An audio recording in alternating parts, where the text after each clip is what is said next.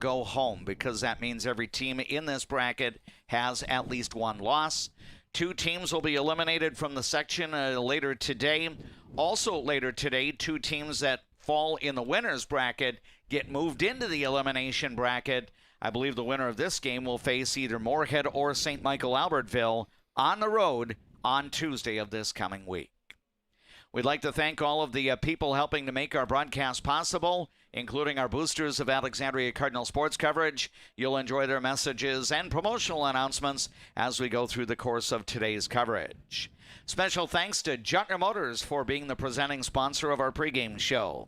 We have Jackson as our KXRA radio studio engineer back at Master Control in downtown Alexandria and doing the videography work along with the commentary. To do the play-by-play, it happens to be JP Boline, my broadcast partner all throughout the spring season. And JP, I know that we've opted to go indoors today. This wonderful press box here at Canute Nelson Memorial Park is definitely one of the nice features that has been added to this ballpark over the last couple of years. And while it would have been nice to enjoy some sun upstairs, making sure that our equipment doesn't overheat, not to mention that the main broadcasters don't overheat, this is a nice secondary option. Yeah, absolutely. I mean, this is probably the nicest baseball broadcast press box that I've ever been in. I'm sure it's one of the best in the probably in the entire state prep-wise. Obviously, college plays here too, so it's just a beautiful facility. Teams love coming here and playing baseball, so it's just something that it's a privilege that we're able to be here. Yeah, and we're looking forward to bringing you the play-by-play at 4:30. Yeah, and, at this time of the year, you're going to run into, pretty good pitching on the other side. It's weird because on the Cardinals side of the bracket, which includes Monticello and St. Cloud, you had 2 very low-scoring games, and then on the opposite side, I think it was 13-5 and 11-8. So I don't know if maybe the hitting was a little more in tune in those particular matchups, but it also seemed to me, Jake, and kind of inside the stats here, getting leadoff batters on base, I think the Cardinals were able to do it once in 7 innings, and that was probably the best scoring chance in the top of the 4th inning. Elk River did it twice in 6 innings, and unfortunately for the Cards, both of those were extra base hits, a triple, and then later on a double, and ultimately those guys came in to score. Yeah, no, there's getting a leadoff batter on base just opens up a tremendous amount of opportunities, both for our players and too as a coaching staff, whether it's moving runners over through strategic bunting, running delayed steals or hit and run plays. When we don't have any runners on base, it's kind of hard to get any of that done. But, the difference in that game, let alone just not having very many hits, was Elk River's hits were few, but they were extra base hits. So they put their runners not only in scoring position, but with 1 or less outs, which opened up a lot of opportunities for them, to score runs. And you mentioned earlier about doing, 2 out of the 3 things right usually ends up in wins. We've done that a lot this year. We've pitched really well and we played defense really well, and we've come out on the losing end.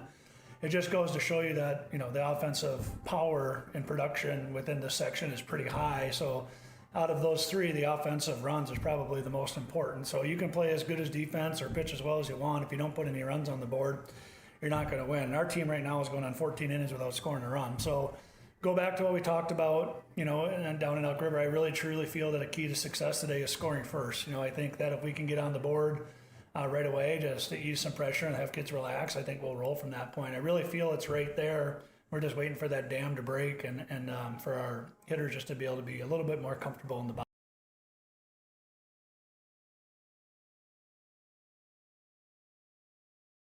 Trusting your abilities, relaxing, and going out and playing the game that we're so passionate about. Was there a fine line on Tuesday, Jake, where you talked about, the base running situation, maybe some, kids that were pressing a little bit? Was that seen on Tuesday that, the guys were giving it their all, but, just maybe forcing things to happen? Yeah, I just think, chalk it up. They were just really bad decisions. I don't know. Our first base running mistake, I'm really not sure what happened there. There was no signs given. We just kind of filtered off the base and ran to second, and we're out by 30 feet. I don't have any explanation for that. getting too far off on a center field fly ball, throwing out at first base is inexcusable, and we know that. And our players need to try harder when it comes to just the mental part of the game. And when we got thrown out at second base, I think that was just a player trying to do more than we're capable of, just given the scenario of pressing, right, and wanting to score runs. So there's no doubt that the kids want to win, and they have their heart in it and the grit's there. But baseball is a game where you can't push it too much, otherwise it'll have a negative effect, and we saw that down in Elk River. So hopefully tonight our kids are a little bit more relaxed, and we get to play at home at our park. We're not traveling. And looking forward to Griffin having a good game on the mound and hoping we can put up 10+ hits here tonight. We are visiting with Jake Munch, the head coach of the Alexandria Cardinals baseball team, prior to today's playoff matchup as Alexandria hosts St. Cloud in an elimination game in the Class 4A Section 8 tournament. The Crush and the Cardinals did play each other twice. I believe both games were in one day down at the St. Cloud Tech baseball field. I think the Cardinals won one game 5-0. St. Cloud Tech won game 2 5-2. Do you put a whole lot of stock in those head-to-head meetings, being that they were about a month ago, if not longer than that? Not really, because, baseball is a game that anybody can win on any day. When we went down there, we won that first game, which was really nice, played well. And then second game, they threw their dude, he's just a phenomenal pitcher in the conference, and basically shut us down there that whole game. And, going into the seeding process, nobody wanted to play St. Cloud in the first round just because they have that kid who's very good. And you saw the result of the 2-1 Monticello game. That was a very close baseball game. So I haven't looked, Dave. As far as I know, he pitched that game. I'm assuming he did. So if he ends up throwing tonight, we just got to roll out there and do what we got to do. But we're going to have to beat a lot of good pitchers in the section to get to where we want to go.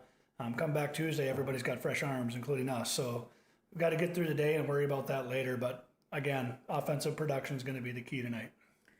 Yeah, and I at this point, especially even if you were 1-0 in this double elimination tournament, you're just kind of playing for it today. But things could get a little bit clustered next week, and I'm sure you're hoping for a scenario like that. But can it shake out well, being that you won't have a game until Tuesday? Should your team get a triumph tonight? Yeah, the section tournament is spaced out really nice. We play Tuesday and Thursday this week, and then we play Tuesday and Thursday again next week. So if we can get through tonight, we can go back and go right with Landon and Griffin again on Thursday, which sets us up really nice when it comes to, success that we've had during the season. And we haven't even talked about making sure that our players don't press too hard. We don't press too hard as coaches to try to, produce things that aren't there, but more just relaxing and playing the game. We have nothing to lose, right? At this point, we are we either win or we go home. So we got to come. Your team here. Yeah, you mentioned some defensive miscues last game, and we got to make sure that we, don't give up the runs when they're unearned, right? And it seems like when we played this year, and for our fan base, for our players, and us as coaches, it seems like every mistake that we've made on the field has been magnified or capitalized by the other team, and the same with us for the most part. So limiting those mistakes are going to be really important, and Griffin has to throw strikes, right? The free bases are going to be a huge priority, that we don't allow those. But, it's kind of cliche to say everything that we just talked about is the keys to winning the game, but they really are. And we're just hopeful that we go out and play a high-quality baseball game like we're very capable of doing. I am looking forward to seeing that here in just a little while, Jake. Thanks a lot for the comments before the game. Best wishes to you and the Alexandria Cardinals. Hopefully I have the opportunity to reconnect with you on Tuesday before another game in this section tournament. You get to keep playing until you lose 2 times, and as I see, nobody's at 2 losses yet. That's correct. We appreciate you being here, Dave. There is the head coach of the Alexandria Cardinals baseball team, Jake Munch. Our pregame coach's comments are being brought to you by Alamere Health. It's better here. And we are coming to you live from Canute Nelson Memorial Park in Alexandria. Glenwood State Bank, Arnie Backus Field at Canute Nelson Ballpark. Alexandria at 12-10 on the year. St. Cloud coming in at 9-13, but both of these teams 0-1 in this double elimination tournament. So at this point, it is win or go home for Alexandria, win or go home for the St. Cloud Crush. The Crush ended up finishing the Central Lakes Conference standings at 7-5. Alexandria did not play as many CLC games this year, finishing at 7-3. Your pitching matchup will have left-hander Griffin Wimmer on the hill for Alexandria today, and he'll be opposed by Brett Penkinen for the St. Cloud Crush. Again, we'll share information regarding the lineups a little bit later as we get closer to the play-by-play. If you are watching on the Voice of Alexandria YouTube channel, the Crush baseball players are taking their infield-outfield right now. Alexandria has already completed their pregame warm-up routine on the field, so we are rapidly approaching game time. And the nice thing about being here at Knute Nelson Ballpark, many of the seats in the grandstand area have covering from the sun. So if you're looking to get out of the sun, that will especially bring along their comfortable chairs and get situated along the right field line, getting plenty of that afternoon sun, and then easy access to the concession stand and the restrooms as well. The crowd is continuing to work its way in, and we are just a few minutes away from today's playoff matchup at Knute Nelson Ballpark in Alexandria, with the Cardinals hosting the St. Cloud Crush. It is the 6 versus 7 matchup. The other game in the elimination bracket today is the 5 versus 8 matchup, and that has Bemidji hosting Brainerd. Boy, that's a common theme of the day. Bemidji hosting Brainerd. We'll tell you why as we get a little bit deeper into our broadcast today. Again, our thanks to Juettner Motors for being the presenting sponsor of our pregame show and play. For those of you that are tuning in through the traditional method of listening on KXRA Radio, the remainder of the Markley, Van Camp, and Robbins program is being preempted today due to our live baseball coverage, and our KXRA 5 o'clock news hour will also be preempted this afternoon. Right now on our platforms, including Leighton Media, KXRA Radio, and the Voice of Alexandria YouTube channel, we'll enjoy these words from our boosters of Cardinal sports coverage. I'm a nurse at heart. I went into this to take care of other people. What we say as nurses and as teammates matters here. Come on over, you'll love it. You will get to experience so many things and help many people. Casa Jalisco. Take a trip south of the border to a place where you can savor the flavors of authentic Mexican cuisine. Casa Jalisco offers a true taste of Mexico without the airfare. Casa Jalisco, your Mexican getaway in downtown Alexandria. Where you start today is not where you'll finish tomorrow. At Alexandria College, we know you have big plans for the future. Find your calling and be a legend. Cardinals fans, did you know that Cenex Midtown Express has a gas pump designated to support Alexandria Public Schools? For each gallon purchased, 2 cents will be donated to the schools. Pump up your pride at Cenex, your local hometown choice in Alexandria and Garfield. Owned by the community, supporting the community. Hi, Carl Qualley with Qualley Real Estate. Our business approach is based on what we call the 4 E's: experience, expertise, ethics, and energy. Qualities that led us to be voted best real estate company 3 years in a row. Find your real estate coach at Qualley Real Estate, where we protect your money.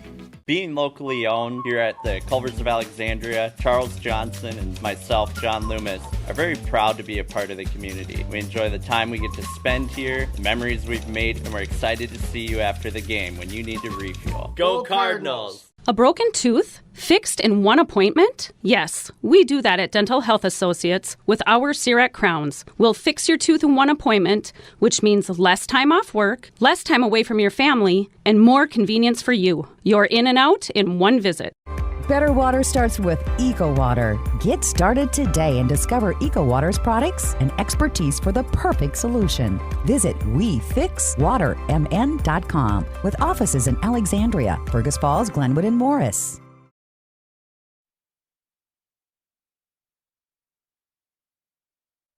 From Arnie Backus, Glenwood State Bank Field at Knute Nelson Memorial Park in Alexandria, Alexandria Cardinal Baseball in the Class 4A Section 8 tournament is on the air. Thanks so much for joining us today, whether you're listening on People Radio, KXRA, 1490 AM, 100.3 FM, or 105.7 FM, or you're taking the time to watch our live broadcast coverage as we come to you on the Voice of Alexandria streaming channel on YouTube.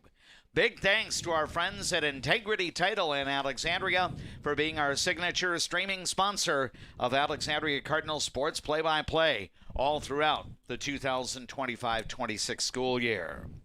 Alexandria and St. Cloud meet in a First round elimination bracket game in the Class 4A Section 8 tournament. Both of these teams suffered playoff losses on Tuesday and are now in must-win mode. The introduction of the batting order and the starting lineups brought to you by Alexandria Health. It's better here. Let's introduce the St. Cloud Crush batting order as put together by Bobby Hosh, the head coach of the St. Cloud Crush. The leadoff batter will be the first baseman, Jared Henley. He'll be followed by the left fielder, Carter Williams. Batting third for St. Cloud, the third baseman, Jared Laudenbach. The cleanup hitter for the Crush today is the catcher, Addie DeBowie. Batting fifth, the second baseman for St. Cloud, Everett Stein. Batting sixth, the designated hitter, Jackson Stuber. He is the DH today for the starting pitcher, Brett Pankinen. Batting seventh, the right fielder for the Crush, Ty Preisler.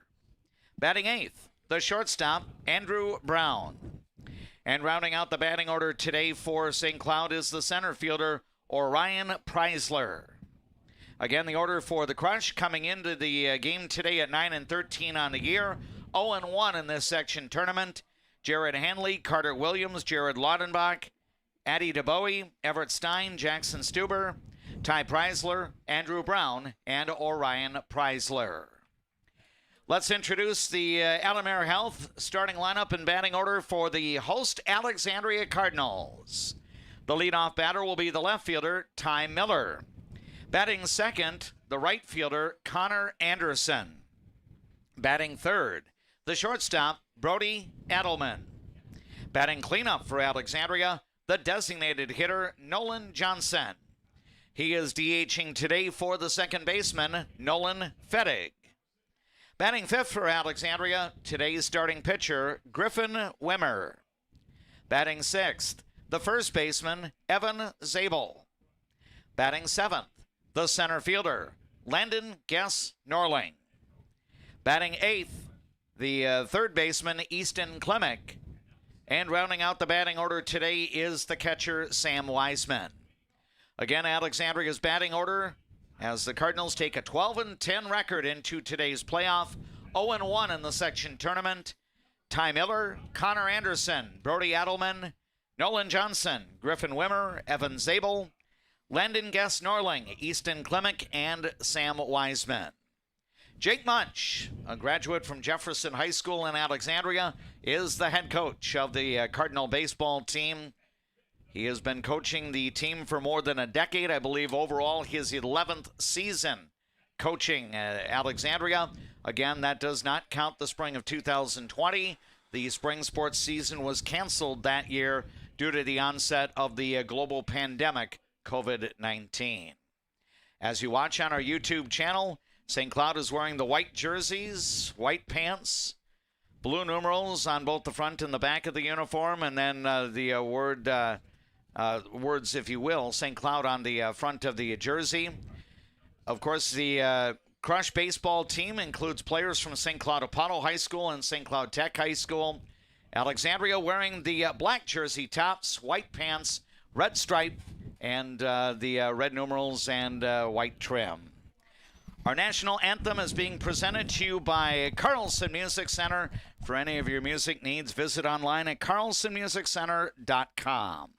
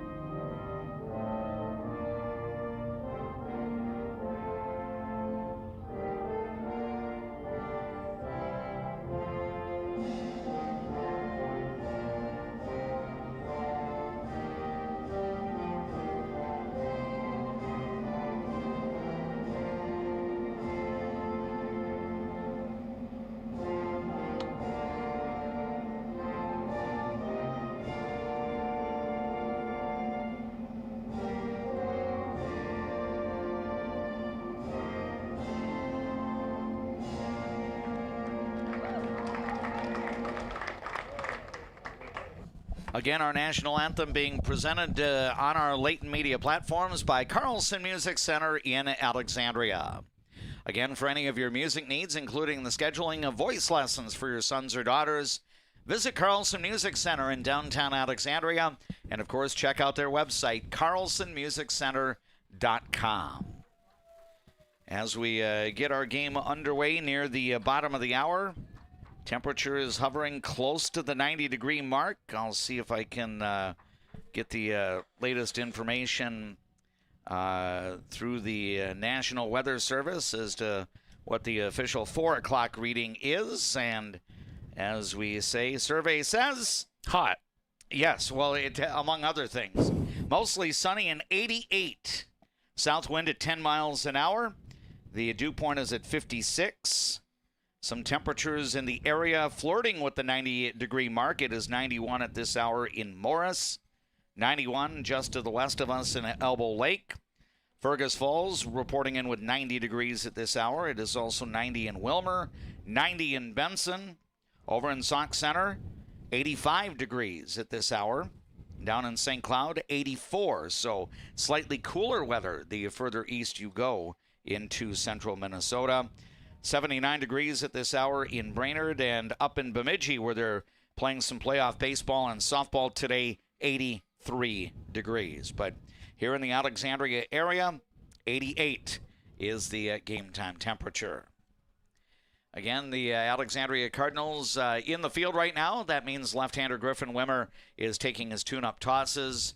And JP, I know that you and I saw Griffin. I think he pitched the second game of the Bemidji doubleheader that we were able to see on May 8th, and he was just as efficient as Landon Guest Norling that day. I think his pitch numbers were up around 90 overall, but he was able to get a complete game victory. So one might anticipate that he's going to be looking to pound the strike zone today. Absolutely, and that's what they need. I mean, they need to get into the field. I know they did not have the game that they wanted to in the field on Tuesday. So they want to get. It's one of those things where you want to get, right back to it and get that first out.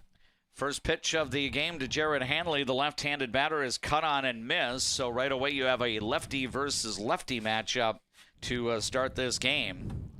One strike the count to Jared Hanley. Wind up by Wimmer. Next pitch, a half swing, and I think Hanley committed. And the count goes to 0-2.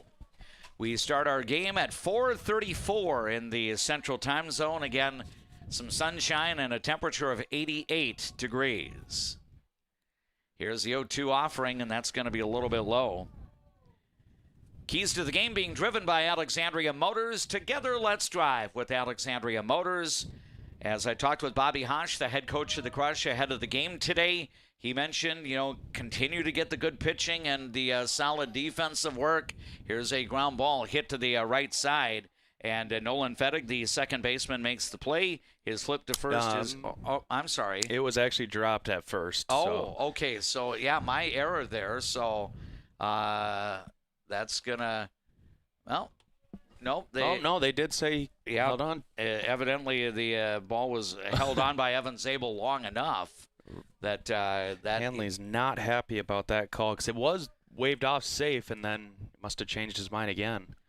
So the out, not without a bit of controversy there, but I had seen the ball go over to the right side from Nolan Fettig, and I thought, okay, well, that's one out. And then, as you pointed out, I think Hanley was feeling that, that should have been an error on the first baseman, but evidently the ball stayed in the glove long enough. I believe, it was on the transfer, going, around the horn after the out. So I think that had it in his glove long enough. First pitch, a ball to Carter Williams, and then a swing and a miss, and then the next offering's a little bit out of the strike zone.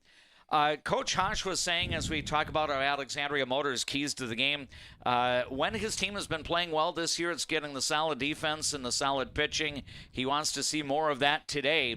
They only gave up 2 runs in the defeat to Monticello, and I think Coach Munch mentioned it as part of the Alexandria Motors keys for the Cardinals today. Get the early lead. Score first and play from ahead as long as you can. Alexandria's been in a bit of an offensive drought, having been shut out the last 2 games. So the Cardinals have not scored since being in Andover about a week and a half ago. That was a 5-4 Andover victory where the Huskies built a lead in the early innings, and then Alexandria mounted a late comeback, but the comeback fell a run short. So it has now been 14 consecutive scoreless innings for the Cardinal baseball team. Count runs out full to Carter Williams at 3-2. The payoff pitch is going to be upstairs for ball 4. So the St. Cloud Crush get a 1-out base runner here for Jared Laudenbach.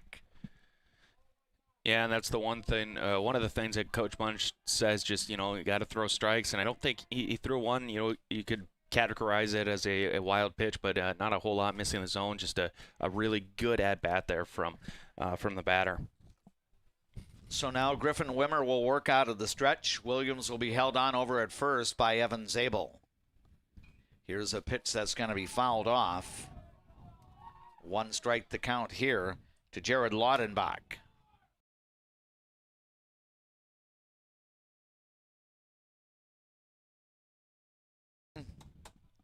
Wondering if maybe a play would be on. It is a little more challenging for a base runner to steal second against a left-hander, and Griffin Wimmer might be thinking the same thing, so he'll fire over there, and the runner is back in safely. The Crush players with the lettering of STCLOUD on the front of the jersey, that is in orange. And then the numbers are blue. And then a tough play, and I think they got the runner picked off. They do.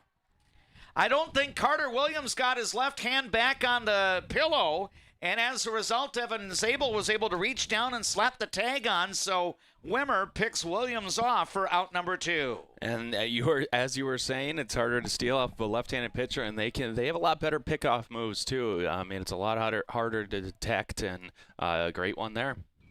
And now we've got a pitch that's going to be fouled off to the right, so the count to Jared Laudenbach is at 0-2.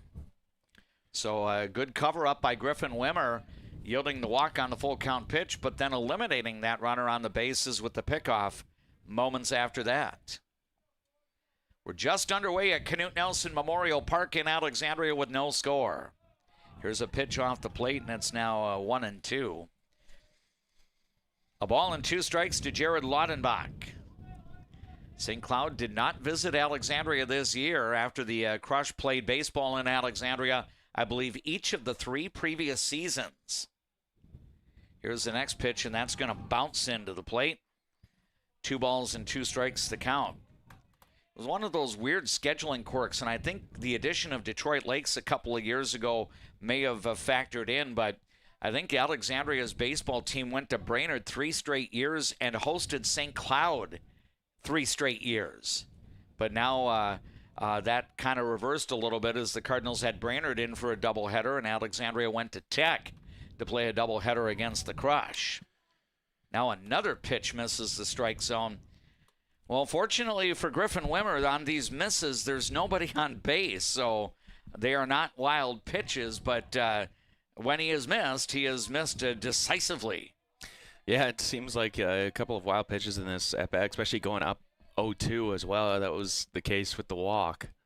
Let's see if Jared Laudenbach is looking. No, he's going to swing away, and he's down on strikes as he did not make contact on the full count pitch. So Griffin Wimmer for Alexandria faces the minimum number of hitters as St. Cloud gets a 1-out walk, but that base runner gets picked off.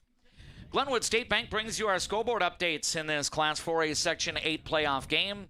And through 1/2 inning, it's the St. Cloud Crush 0. The Alexandria Cardinals coming to bat. A successful win isn't about the score. It's about what you put into the game. If a successful win matters to you on the purchase or sale of your property, hard work matters to me. Todd Whiting, Century 21, 766-2200.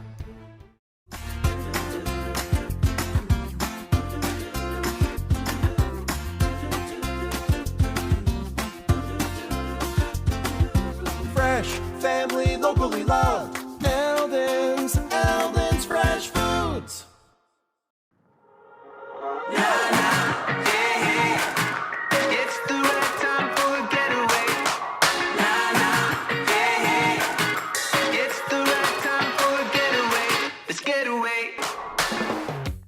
When you come to Fat Daddy's Bar and Grill, you can count on great food, over 30 beers on tap, and a creative drink menu. Come join us today at Fat Daddy's Bar and Grill in Alexandria.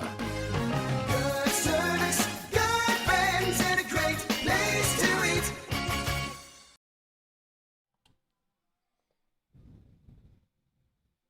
Right-hander Brett Pankinen is continuing his tune-up tosses for the St. Cloud Crush before Alexandria bats in the last of the first inning.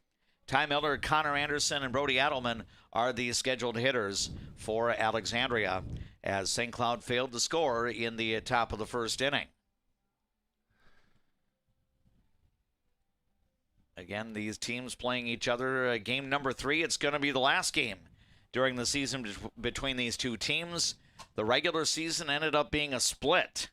Alexandria won one game down at St. Cloud Tech earlier in the season, 5-0, and then the Crush came back and prevailed in game number 2, 5-2.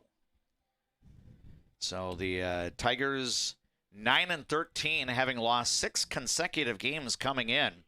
St. Cloud's last victory came against Brainerd back on May 14th.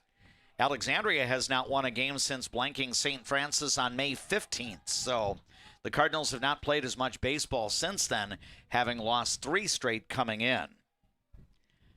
Left-handed batting left fielder Ty Miller steps in to await the first pitch from Pankinen.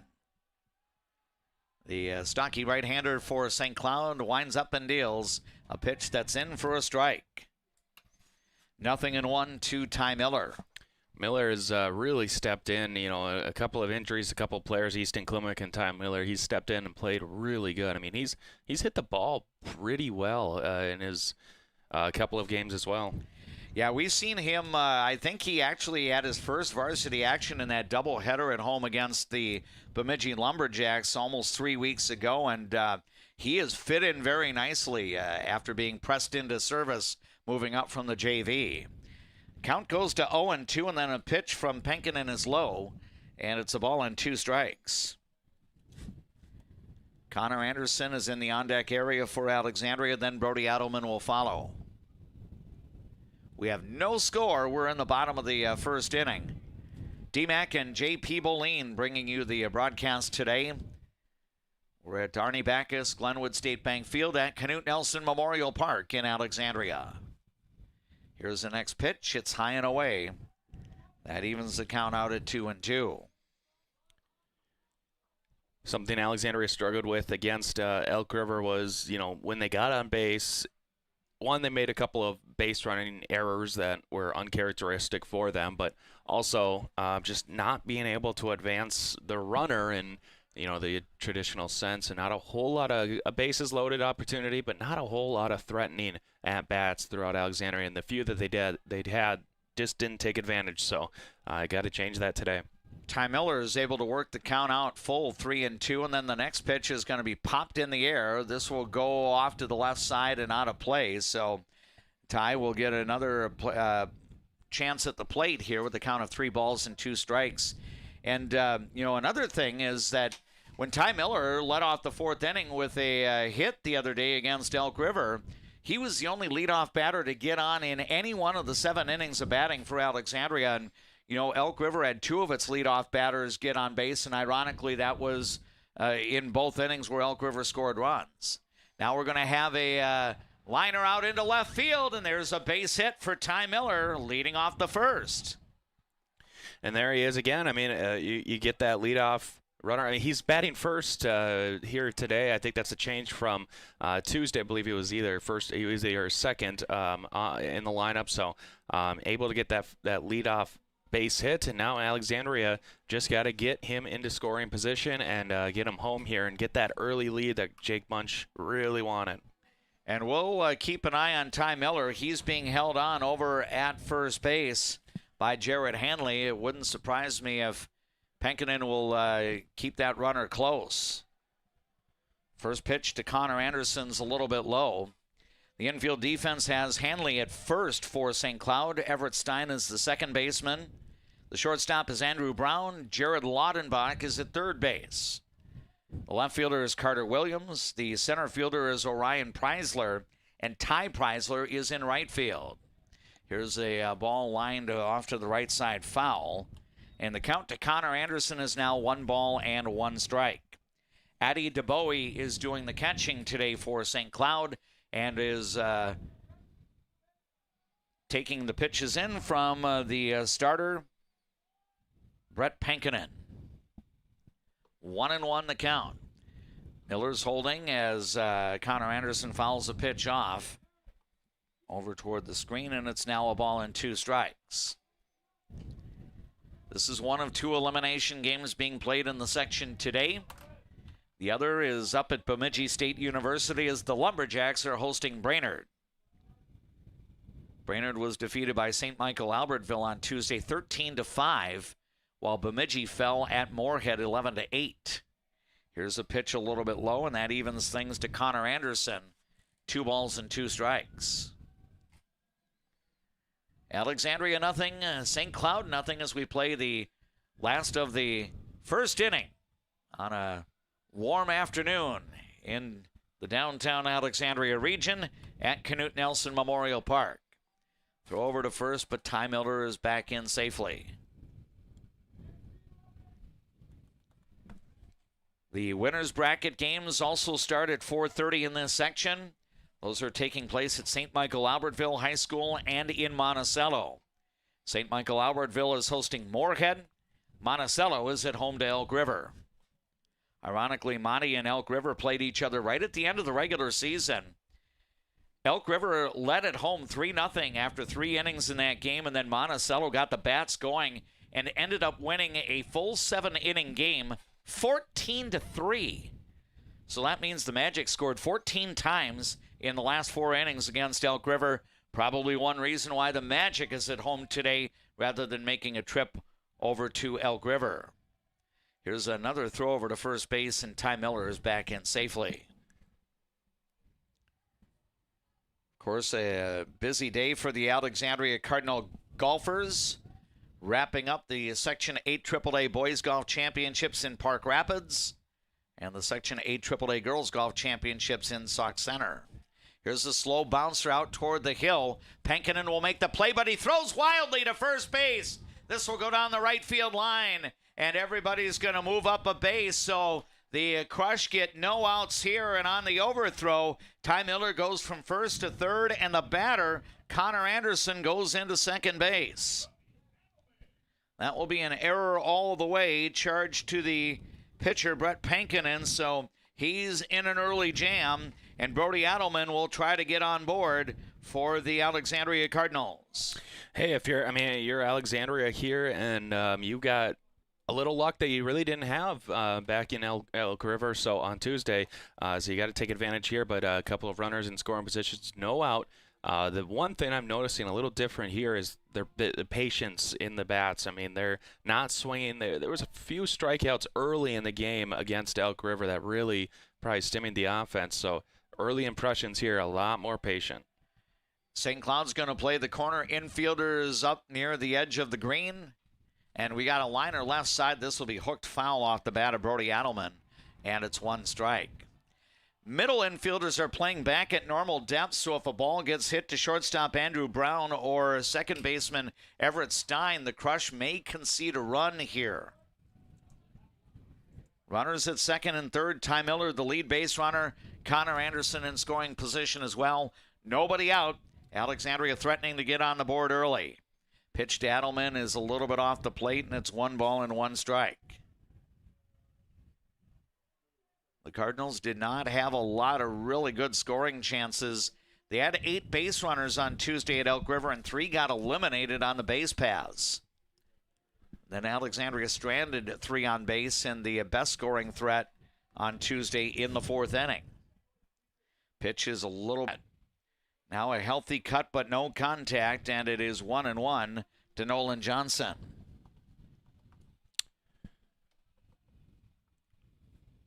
Base runners at second and third for Alexandria. Pankinen continues to work out of the stretch, and he's being a little more deliberate, so I believe a timeout requested here and granted to Nolan Johnson. He would like to get at the very least, a fly ball that could convert into a sac fly. Better yet, he swings and fouls one off. Ty Miller was sneaking down the third baseline and then quickly retreated back to the bag. I think he would have been allowed to get back to the bag because it was ruled a foul ball. Although I think the umpire actually might be saying, my bad. So that could have been a swinging strike. But anyway, the count is 1-2 to Nolan Johnson. Brett Pankinen working out of the stretch with the runners at second and third. Pitch on the way, and that is a little bit low. Oh, my goodness. What discipline there by Nolan Johnson to watch that one go through. In my mind, from the perspective in the press box, that could have been a called third strike. Yeah, either one of those close ones must have been just off the plate a little bit, but good eye there. So now it's 2-2. Pankinen's next pitch, and that one is in for a strike three call. So Nolan Johnson is out on strikes. Oh, and now 2 away, and it's going to be up to Griffin Wimmer as he'll try to help his own cause out. Yeah, and I mean, it's disappointing to have 2 straight strikeouts after runners on second and third with 0 outs, but still got a chance here. Just got to put this one in a gap and on the ground. Yep, the lead base runner is Ty Miller, stationed at third. The trailing runner is Connor Anderson at second. And Griffin Wimmer at the plate. First pitch is in for a strike. What a boost this would be for Brett Pankinen and the St. Cloud Crush if they can escape the first inning without yielding a run. No score, bottom of the first inning. Pankinen looks in, delivers the next pitch, and that is on the inside corner for strike 2 called. So quickly the count goes out to 0-2. So now Griffin Wimmer will try to choke up and make sure he can protect that plate. Pankinen deals, and the swing and a miss. Oh my, what a job there by Pankinen to get out of that jam. Base runners at second and third and nobody out. And the Cardinals are not able to score. That is now 15 consecutive scoreless innings for the Alexandria baseball team. No runs on a hit, 1 St. Cloud error, and 2 runners left on board. We'll head to inning number 2 in this elimination bracket game in the Class 4A Section 8 baseball tournament. On the Glenwood State Bank scoreboard, the Cardinals and the Crush are scoreless. Why do I bank at First Western? Easy. They take care of their customers. First Western. You can bank on us. Dentistry at the Center knows all about busy schedules, and that's one of the best things about having 3 dentists. We have more appointment times available, so we can see you sooner. So, for dentist appointments to fit your schedule better, come see the friendly folks at Dentistry at the Center. When you want your closing to go as smooth as possible, ask for Integrity Title. We may be a bit obsessed about our jobs and the details that go into it, but that's what makes us such a good choice for your real estate closing. Ask for Integrity Title, the title closing geeks. Hi, I'm Mark Lee from Mark Lee Excavating and Asphalt and Paving. I'm looking for people who have experience and are willing to work hard. For those that do, you can earn up to 6 figures working for my company. Give me a call and visit my website because we're hiring and we want to talk to you about your next career with us.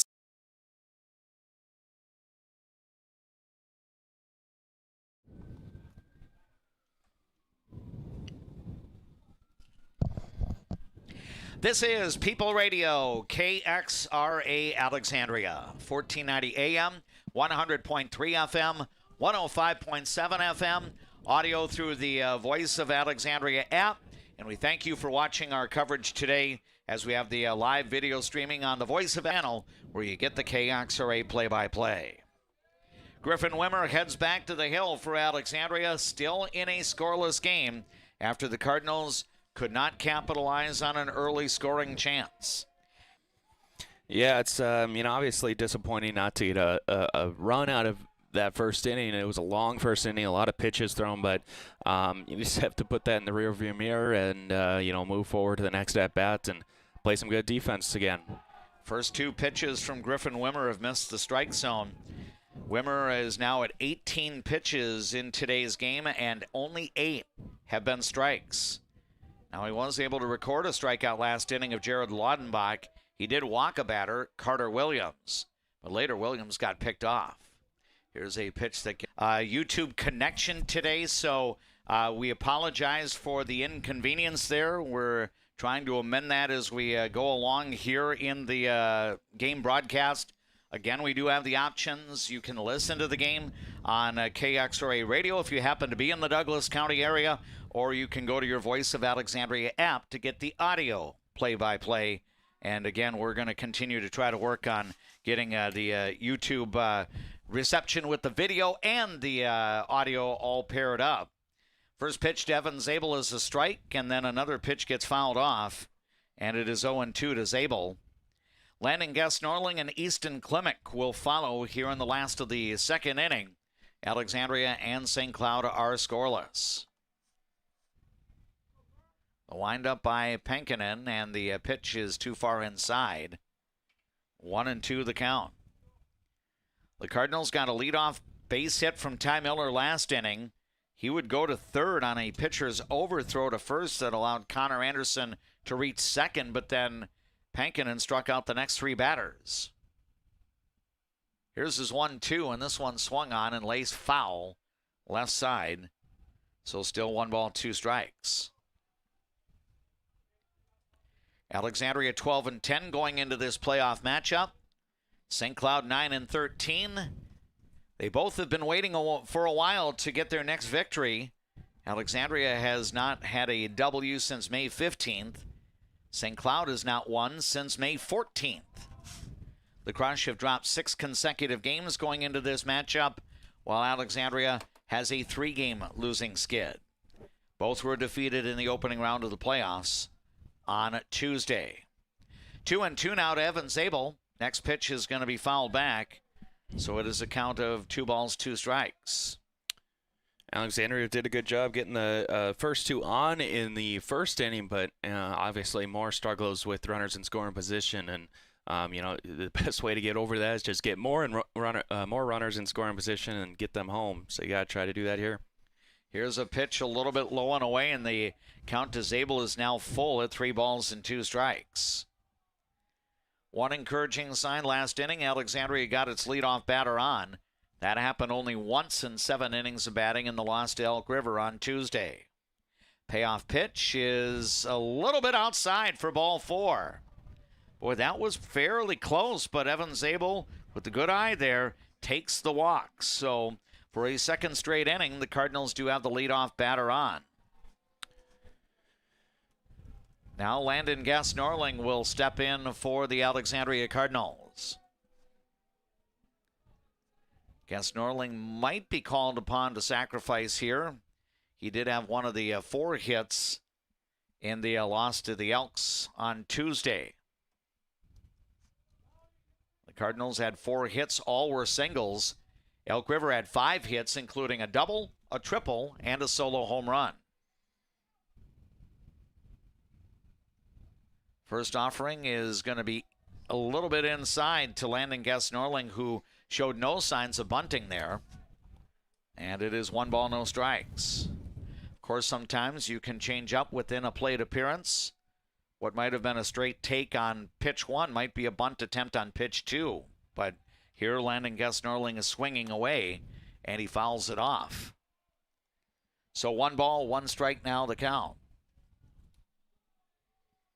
We have no score, bottom of the second inning.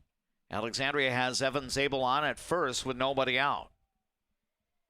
Brett Pankinen on the hill for the St. Cloud Crush. Here's his next pitch, and it's on the inside corner for a strike. And it's 1-2 to Landon Guest-Norling. So one would anticipate there is no sacrifice on. If there ever was earlier in the appearance, it would be off now with a count of 1-2. Pitch on the way, and this one's going to be a hit, and it's going to be out to second. Out there, throw to first is not in time. It's going to be a force play as Evan Zabel will be out at second base. I believe the Crush shortstop Andrew Brown came over to step on second as he fielded that ground ball. Throw to first was too late, so Landon Guest-Norling becomes the base runner now with one out for Easton Clemick. Yeah, and the silver lining there, yeah, you got the out, the leadoff runner, but, you still got one on base here, so it's just got to get a good base hit, got to find some gap and, get things rolling again for Alexandria because their bats can get hot. It's happened at times this season. Here's a pitch outside, and it's 1-0. And no knock against Evan Zabel because he is a fine athlete. I've enjoyed watching him over the years, but Landon Guest-Norling plays the outfield, and one of the reasons he does that is he's got good speed. And he would probably win the foot race against Evan Zabel, so now you've got a quicker runner on at first. Here's a pitch in the dirt, and it's 2 balls, no strikes now to Easton Clemick. So far, he is not taken the bat off his shoulders as Pankinen has missed on a couple of pitches here. Next offering is low and away for ball 3. 3-0 now to Easton Clemick. Pankinen has walked a batter. He has struck out 3 so far today. He had to labor through the first inning when the Cardinals got their first 2 runners on base. Ultimately, it required 25 pitches for Brett Pankinen to get out of the first inning. And he's driving the pitch number up here. He had an 8-pitch plate appearance against Evan Zabel before Zabel drew the walk. 4 pitches to Landon Guest-Norling and a minimum of 4 here to Easton Clemick. 3-0 offering on the way, and that is in for a strike. So Pankinen will try to battle back with the count at 3 balls, 1 strike. And Easton Clemick is a player that we've seen come up with some big hits, too, in his limited time this season coming in. And now he's going to take a 5-pitch walk here, so 2 free passes issued by Brett Pankinen here in the last of the second inning, and the Cardinals have another scoring threat. And the catcher, Sam Wiseman, will step in. Alexandria getting a runner to second base for a second consecutive inning.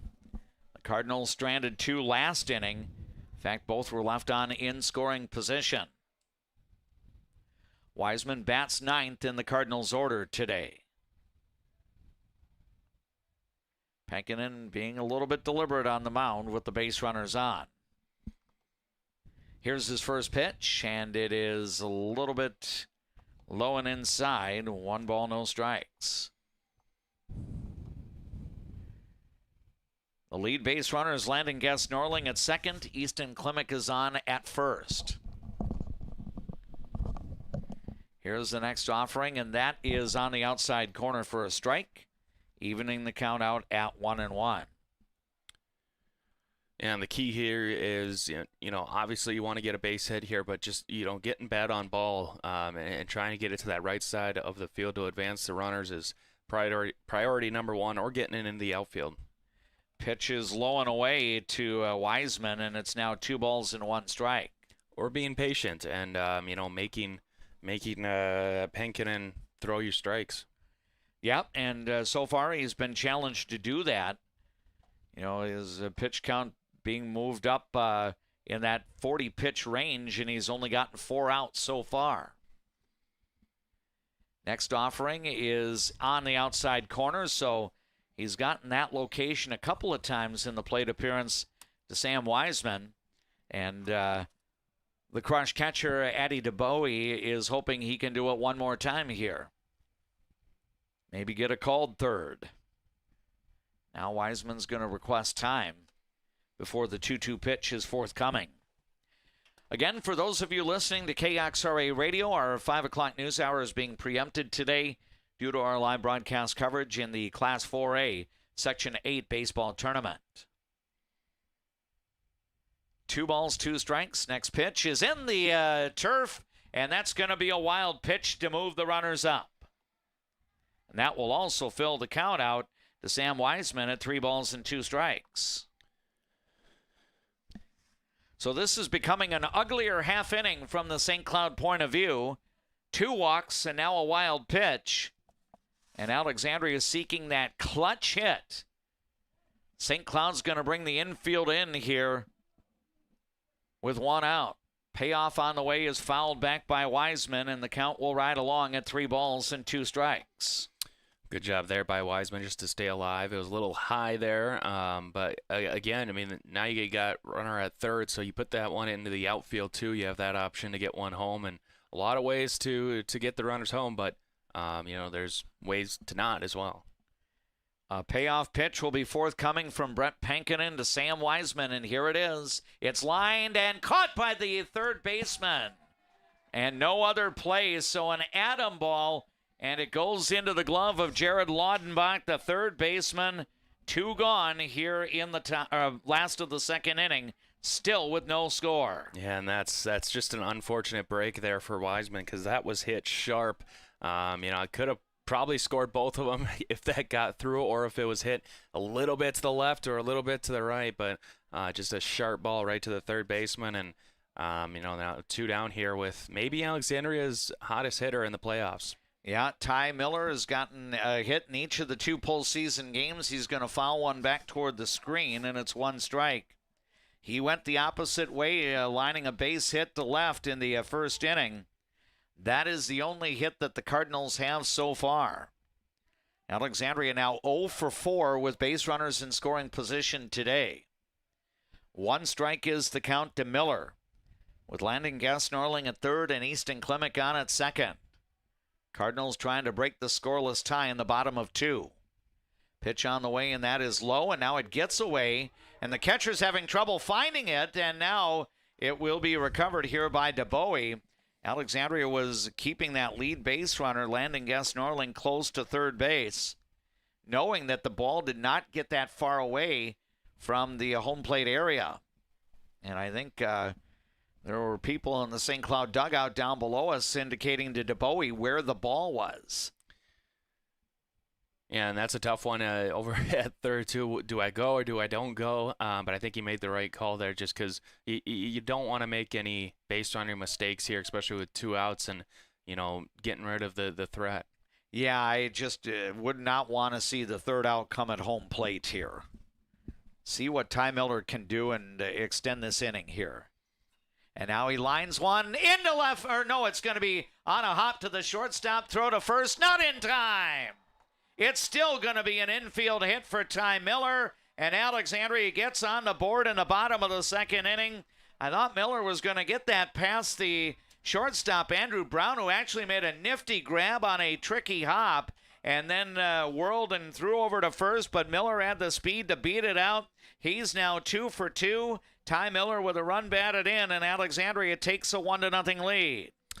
Yeah, and that was a heck of a play at short, but it was just too deep in the infield, and good speed there from Miller. Got the runner in, and, that was a big reason that he was safe was just his speed and athleticism. So Alexandria, you got to get the runs. Their scoreless streak is now done. So that monkey is off the back and maybe just go for a streak here at the heart of your lineup coming up. Yeah, it ended up being 15 consecutive innings for Alexandria without scoring a run, but that's by the boards now as the Cardinals have a 1-0 lead. Conference going on out at the pitcher's mound with not only Brett Pankinen and his catcher, Eddie DeBowie, but the rest of the Crush infielders in on the conversation here. So Ty Miller picks up Alexandria's second hit. He's got them both, and he now has a ribby to go along with the 2 singles. 1-0 for the Cardinals. Base runners at first and third, and Connor Anderson will step in. Again, for those of you anticipating our YouTube coverage, we're having some internet-related issues right now that we're trying to work through. We appreciate your patience. Again, consider one of the other options. That includes the audio through the Voice of Alexandria app that you can access from our website, voiceofalexandria.com. Should be able to watch it. Just apologize if it's a little, I guess, stuttery and buffering through it. So so we are getting some video? Oh, yes. Yeah, okay. We've had video. It's just buffering it through it, I guess being in a box. Now we've got a ball, and Orion Preisler will come in to make the catch. Connor Anderson now 0 for 2 after reaching on an error in the first inning. Alexandria ends up batting 6 and denting the scoreboard in the last of the second inning. 1 run, 1 hit, no St. Cloud Crush errors, and 2 runners left on board. New score after 2 in this elimination bracket game of the Class 4A Section 8 baseball tournament. On the Glenwood State Bank scoreboard, it's the Cardinals 1, St. Cloud no score. Hi, this is Bob with the Northside Collision Center. Having your vehicle's collision repair fixed can be a hassle and inconvenient. That's why people call us at Northside Collision Center. 763-3224. Northside Collision. What's your number? We've driven 57 miles 6 times for a great deal at Quality Toyota. Quality Toyota. From your first home to a growing family, life keeps moving. Hi, I'm Sarah Iverson with State Farm Insurance. Every change means something new to protect. Let's start a conversation today about your peace of mind, because like a good neighbor, Sarah Iverson will be there. Who do you turn to if you or a loved one is experiencing a mental health crisis? We're here. Region 4 South Mobile Crisis Team will come to you by calling 701-364-0431.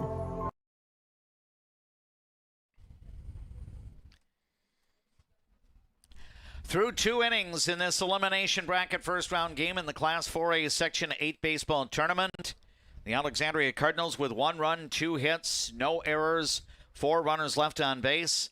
The St. Cloud Crush, no runs, 2 hits, 1 error, and the Crush has stranded a total of 2 base runners. Orion Preisler will lead off the top of the 3rd inning for St. Cloud. He'll be followed by Jared Hanley and Carter Williams. That's hitters 9, 1, and 2 in the Crush order. St. Cloud presently at 9-13 on the year, having dropped 6 consecutive games going into this matchup. The visitors are chasing a run as we start the 3rd, and Griffin Wimmer's first pitch is upstairs for ball 1. Wimmer unofficially through 2 innings had 36 pitches, 23 of those for strikes. 1-0 to Preisler, and then the next pitch is low, and it's 2 balls, no strikes. Orion Preisler, a twin brother of the right fielder Ty Preisler. They're both excellent athletes in the winter season. They are part of the St. Cloud Crush boys swimming and diving team. I believe Orion Preisler is a diver and Ty Preisler is a swimmer. Strike here to Orion Preisler. Then the next pitch is swung on and fouled off. So 2-2 now the count. Orion Preisler ended up placing in the top 15 in diving in the Class AA State Boys Swimming and Diving meet. 13th was his overall placing. Crew Mouche from Alexandria Area High School was an all-state diver as he ended up placing 5th in that particular category. And Orion Preisler from St. Cloud and Crew Mouche from Alexandria will both be back for their senior seasons for their respective teams next winter. Count now full to Orion Preisler at 3-2, and then the payoff pitch is going to be strike 3. Orion Preisler gets caught looking, and there's the opening out of inning number 3. And for Griffin Wimmer, strikeout number 4 today.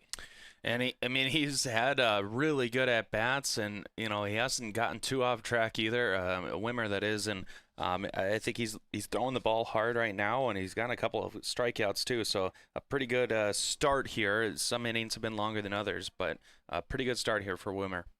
Yeah, he delivers strike 1 to Jared Hanley, who had a healthy cut but could not make contact. Hanley bounced out second to first to start the game. Now a bunt attempt. It's a drag bunt. Good bunt. Fielded by Wiseman. Throw to first, and it is in time. I think Hanley was going in, or did they, what is the ruling going to be here? And now I think they're, it was out. He made a motion, but he might just do that as a dead ball motion. Yeah, that could be. And I don't know if the plate umpire was coming down to indicate that the base runner, Jared Hanley, was inside the running lane, which, Sam Wiseman still got the throw down to Evan Zabel. And really good defensive play there by Alexandria defending that bunt. It's the second time here tonight that, it looked like it was a safe symbol, but indicated, I'm assuming that that's just his, plays dead. Yes. So strike one to Carter Williams here, batting with 2 out, nobody on. Now he's going to foul a pitch, and this will be strike 2. Williams drew a walk against Wimmer, the only free pass that Griffin has yielded in this game. We play the top of the third in a must-win scenario for St. Cloud and Alexandria. Right now, the Cardinals have a 1-0 lead. 0-2 to Carter Williams in play, and Carter Williams is going to be on with a base hit. So he goes to the opposite field and drops one in, and that's going to be the third St. Cloud hit today. So a good job of two-strike hitting there. For Carter Williams as he prolongs the half inning to allow Jared Laudenbach the opportunity to hit.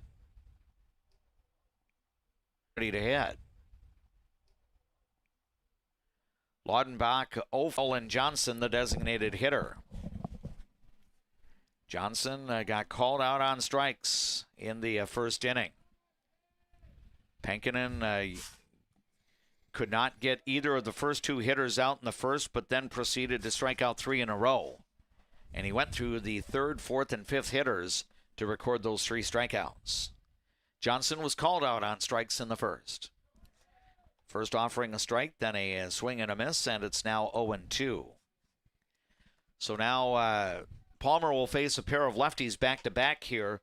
Griffin Wimmer is the on-deck hitter for Alexandria.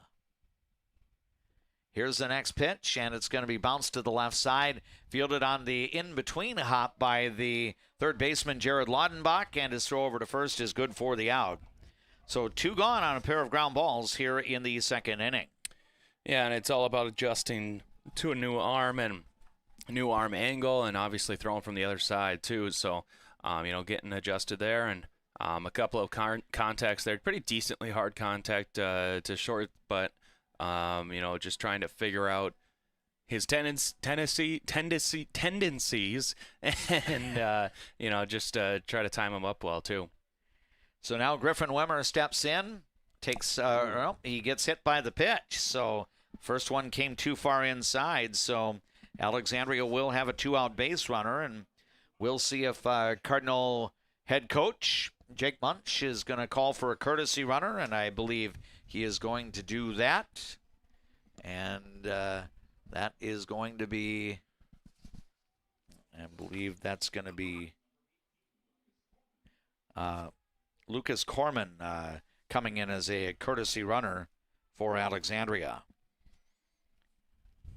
The batter is now Evan Zabel. Zabel had a really good at-bat in his first appearance back in the second as he hits this one to short. Yep, and it's going to be a forced play out at second, so the courtesy runner Corman is going to be forced. 6-4, so it ends up being 3 ground ball outs served up by the pitcher for the St. Cloud Crush, Isaac Palmer, in the last of the third. And that's going to lead us into our mid-game report, brought to you by Eldon's Fresh Foods in Alexandria. Live, love, local.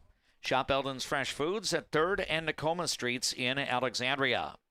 Both of these teams are searching for a win to keep the high school baseball season going. St. Cloud has not won a game since May 14th. Alexandria has not won a game since May 15th. Both teams squandered scoring opportunities early on. Alexandria in the bottom of the first, St. Cloud in the top of the second, but the Cardinals were able to break through in the bottom of the second inning. Ty Miller getting his second hit of the game, an infield single to short that ended up scoring Landon Guest-Norling to give Alexandria the 1-0 advantage that the Cardinals enjoy right now. Griffin Wimmer has given up 3 hits, but he's been able to strand all 3 St. Cloud base runners in today's game. He did walk a batter in the first inning, Carter Williams, but that player later got picked off for St. Cloud. Again, the winner of this game will move on to play either St. Michael Albertville or Moorhead on Tuesday. The team that does not prevail has its season come to an end. That is your mid-game report, brought to you at the conclusion of the 3rd inning during each one of our baseball and softball broadcasts by Eldon's Fresh Foods in Alexandria. We'll be back with the play-by-play of inning number 4 next.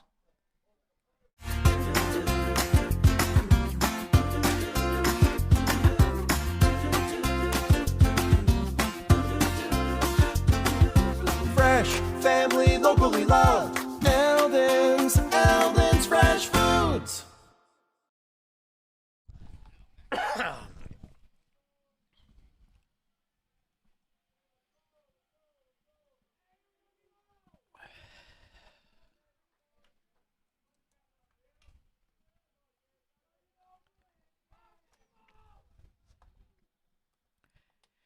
Eddie DeBowie will be the leadoff batter in the 4th inning for the St. Cloud Crush, facing Griffin Wimmer as the Alexandria left-hander and his teammates own a 1-0 lead. DeBowie doubled to left field in his only previous plate appearance. Everett Stein is on deck. Jackson Stuber will follow. Pitch is a little bit out of the strike zone, so it's now 2 balls, no strikes. Griffin Wimmer has allowed at least 1 base runner in each inning so far, but has kept the Crush off the scoreboard. Here's a grounder hit out to short. Brody Adelman with the play. Good throw to first, and there's 1 gone. Yeah, and Alexandria's defense has looked like what we're used to seeing here today. Just strong plays in the field, reliable plays, and it's helped keep St. Cloud off the board so far here today, and some good pitching from Wimmer has done that too. So 1 gone, and now the batter will be Everett Stein, the St. Cloud Crush second baseman. And the first pitch is ruled ball 1. Stein laid down a bunt single last time up, so he's 1 for 1. He takes in for a strike here, and it's now even at 1 ball and 1 strike. Nice crowd on hand to watch the game today. Seating in the grandstand, and then people along the respective right field and left field lines as well. Again, a lot of these Alexandria players will be playing Legion ball for Coach Munch later on in the summer season, but they're hoping that the Legion schedule will wait until a little bit later in June. Here's a foul ball off the bat of Everett Stein, and the count is now 2 balls and 2 strikes. The Cardinals with a run on 2 hits, no errors, 5 left on base. St. Cloud, no runs, 3 hits, 1 error. The Crush have stranded 3 runners. Here's the next pitch, a swing and a miss, and Stein is down on strikes. So 2 away here in the St. Cloud 4th inning, with Alexandria leading 1-0. And the batter now will be the designated hitter, Jackson Stuber. Stuber batted with base runners at first and second in the 2nd inning. They eventually would move up on a wild pitch, and then he took a called 3rd strike. He'll take a strike here, and it's a count of 0-1. It was in the 2nd inning that the Crush had runners at 2nd and 3rd and nobody out, but failed to score. Each team has had that once in today's game. Here's a pitch that is lofted to the right side, and it will go foul. So the count is now 0-2. Alexandria scored the lone run of this game in the bottom of the 2nd inning. Ty Miller's infield single to the deeper part of shortstop, scoring Landon Guest Norling with the only run of the game. 2 strikes to Stuber. Wimmer's next pitch is a swing and a miss.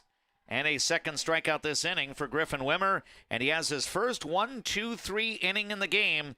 3 up, 3 retired by Wimmer.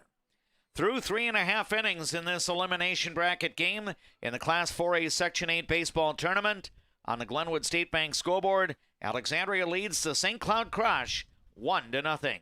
I'm a nurse at heart. I mean, I went into this to take care of other people. What we say as nurses and as teammates matters here.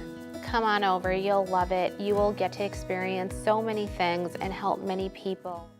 If you haven't experienced all new Woodies, you're missing out on the best clean in town. We installed all new equipment and high suction vacuum service, but kept our personalized touch with our pre-wash and hand drying service. Get your shine on at Woody's Car Wash in the heart of downtown Alexandria.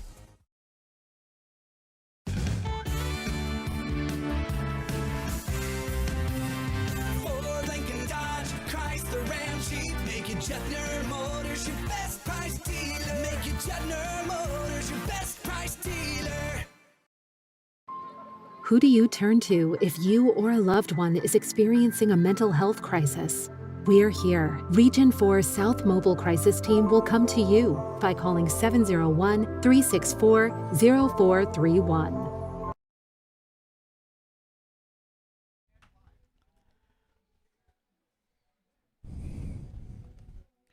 Welcome back to Arnie Backus, Glenwood State Bank Field at Canute Nelson Memorial Park in Alexandria. Let me introduce some of the people that are helping to make the broadcast possible. We have Jackson as our KXRA radio studio engineer. JP Boline is doing the videography work on site here at Canute Nelson Memorial Park. He's also my broadcast partner, and I'm Dave McClurg with the play-by-play. It's a 1-0 lead for Alexandria as we go to the last of the fourth inning, and the leadoff hitter will be Landon Gass-Norling, getting his first look at the left-hander Isaac Palmer of St. Cloud. And the first pitch is a strike. It's 0-1. Palmer, tall left-hander, delivers a pitch that's swung on and missed, and it's quickly 2 strikes. Palmer yielded 1 base runner in his first inning of work in the third, and then he got 3 ground ball outs around that. Now a swing and a miss, and Norling will be, Gass-Norling will be tagged out. So it's a strikeout for Isaac Palmer and 1 away here in the Alexandria fourth. Yeah, it seems like Alexandria's just having a hard time timing up Palmer in the short time that they've seen him here, but obviously you go through the lineup one more time, you're going to get a little better. But now Easton Klimek will foul one off. And the count is 1 strike. Klimek in the game drew a walk. That was against the starter Brett Pankinen in the second inning. Pankinen gave up 2 walks and struck out 3 in his 2 innings of work. Here's the next offering, and it is a little bit outside. 1 ball, 1 strike. Alexandria with a 1-0 lead as we play the bottom of the fourth at Canute Nelson Memorial Park. Here's a slow bouncer, and this one's going to be a base hit. It got past the pitcher, Isaac Palmer. Laudenbach was able to field the ball cleanly, but by the time it reached him, Easton Klimek was over at first base, so that will be a second infield hit for the Alexandria Cardinals in today's game.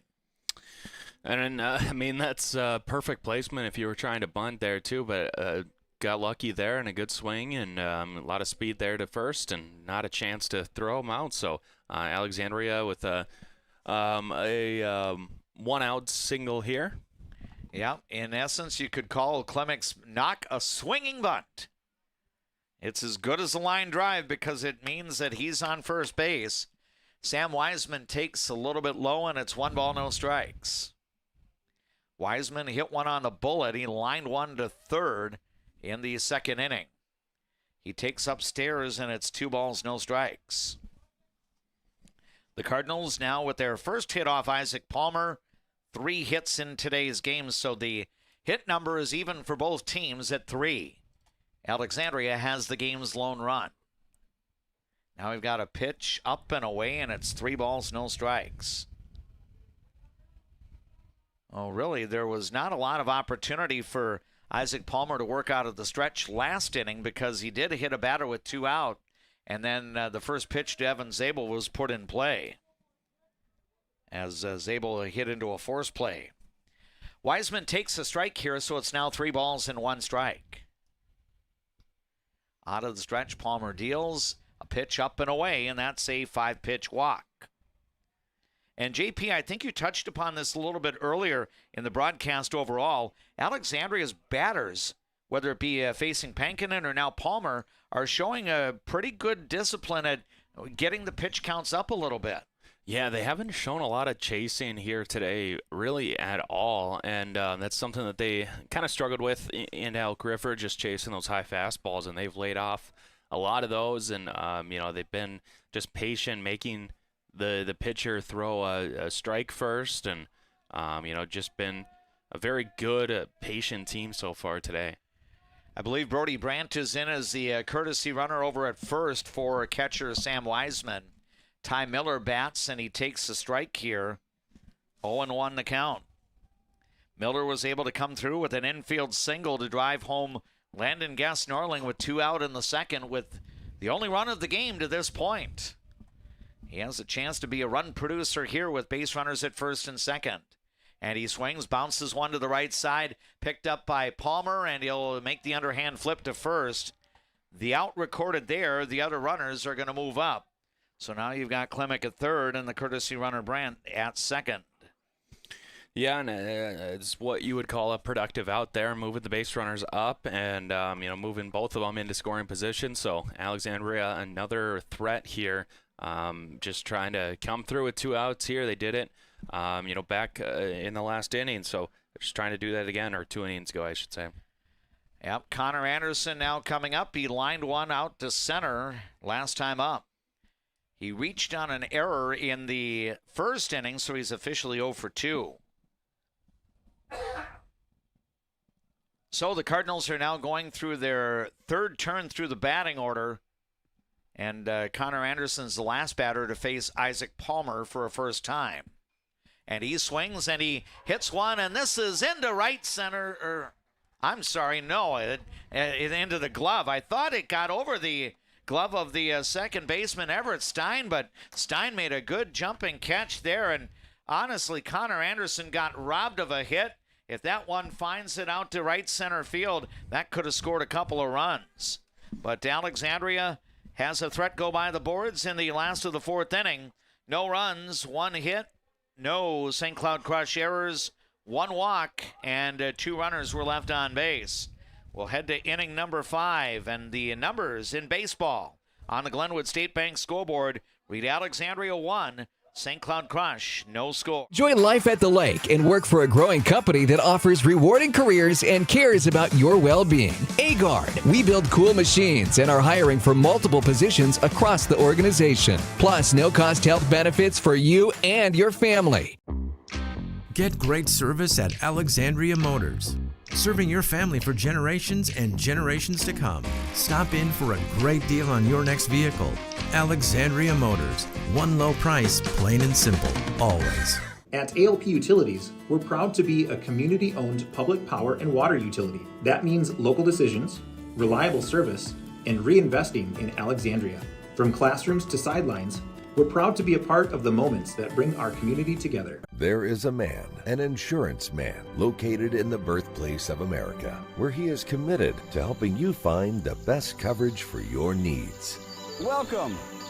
I'm Keith. When you think of insurance, think of Bill Marks, where we do the shopping for you.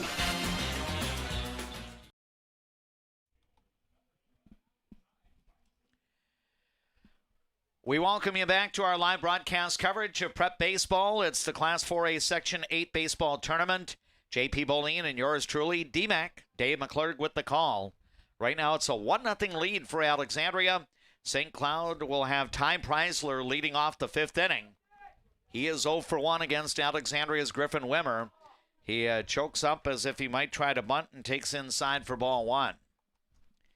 Ty Preisler, Andrew Brown, and Orion Preisler are the scheduled hitters for the Crush here in the 5th inning. St. Cloud down by a run. Alexandria's only score came in the 2nd inning. Now a bunt attempt. This is fielded by Wimmer, but the throw is going to be off the glove of the first baseman, Evan Zabel, and Ty Preisler is going to reach. And the Crush get a base runner here. Honestly, I thought it was a great play by Wimmer to kind of pounce on that ball to the left of the mound from our perspective. The throw made it to first, but Evan Zabel simply didn't squeeze the glove, and so he'll get charged with the error. That's Alexandria's first error here today, and they had a couple of errors in Elk River. One was crucial to allowing the first runs of the game, and you hope that that's not the case here.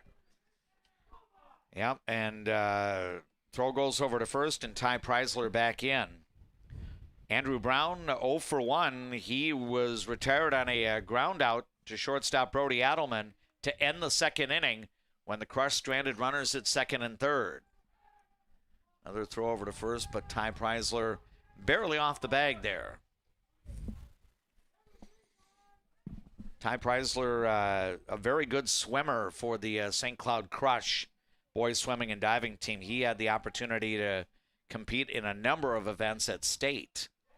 Here's a swing, and this one is going to be hit to right field, and the ball is going to be in play, and then the throw to second to force out the runner is going to be in time. I don't know if Connor Anderson took that on the short hop or not, but the force was in at second, and the throw got there in time. I think that will go 9-6 on the very unusual fielder's choice there, and Andrew Brown becomes the base runner with one out. Yeah, he kind of froze Preisler there, just taking up that short hop, and then in the outfield, and a good awareness to go to second. And you need a good arm, you need an accurate arm from right field, and he had it there. And now we've got an errant pickoff throw, and that's going to allow Andrew Brown to go to second base. So after reaching on a fielder's choice, Brown now moves into scoring position. So the Cardinals had played errorless ball through 4, but now a couple of errors have opened the door for St. Cloud to get that tying run in. Yeah, and that's one of those that's just it's kind of unnecessary. I mean, I know you're trying to get it to keep the runner close, but at some point you just gotta make sure it's an accurate throw and move on with the batter. Orion Preisler swings and misses at the first pitch. It is a count of 1 strike. Orion Preisler got called out on strikes in the third inning. Tying run at second, 1 down here in the fifth. Alexandria up by a run. Now a healthy cut but no contact, and the count is 0-2.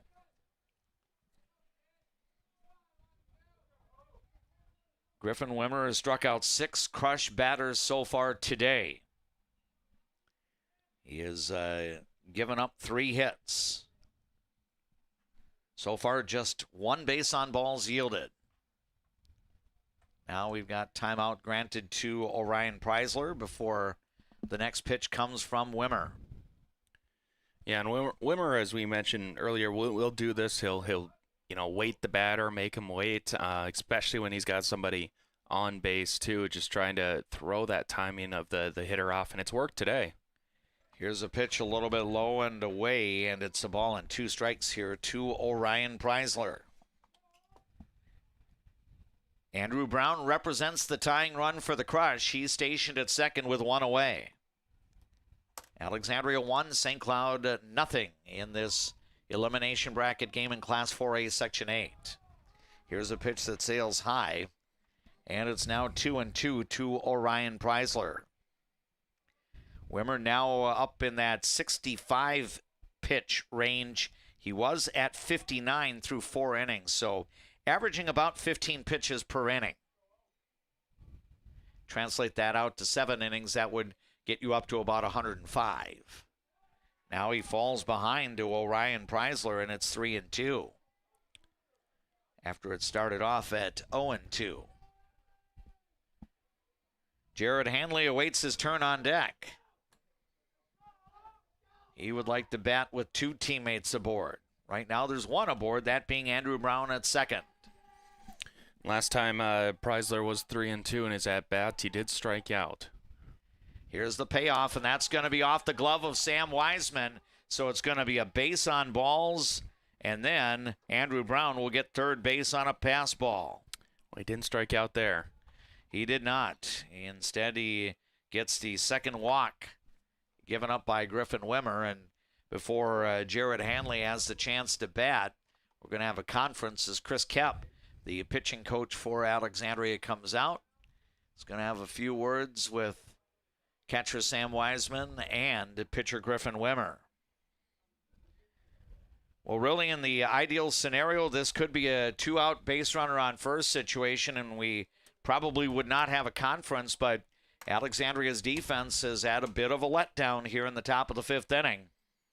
Ground ball not handled by the first baseman, Evan Zabel, and then an errant pickoff throw. So 2 errors in this inning have allowed St. Cloud to get the tying run as far as third, and now you've got the potential go-ahead run on at second base, and there's still only 1 out. Yeah, and it's just so uncharacteristic here of Alexandria to have these weird errors. You know, errors happen in baseball games, especially, you know, high school ball, but just the way these errors are happening, you know, a dropped ball at first, and then you go back to Elk River, up dropped pop-up, and it's just not typical of this team. So it's just one of those things. It's a mind game, really. I mean, you just got to get your mind right and move on to the next at-bat. And Jared Hanley has had a couple of really interesting at-bats for the St. Cloud Crush here. Ground out to second on a play where he thought he should have been safe because the ball wasn't held at first, but it was ruled held in Zabel's glove long enough. Then he was out trying to bunt his way on catcher to first, where he tried to dive into first base and was out there. That was in the 3rd inning. He swings away here for a foul ball, and it's 1 strike. Let's see if Coach Hosh is going to put on a bunt play now. See if maybe you go with the safety squeeze. Sometimes you see that after a full swing earlier in the at-bat. Nope, it's a swing away, and this one's lofted down the left field line. That's going to drop in for a base hit. That's going to tie the game up. Throw comes back to the infield, and it's going to be a 1st and 3rd situation as the Crushes even the game here in the top of the 5th inning. It's now 1-1.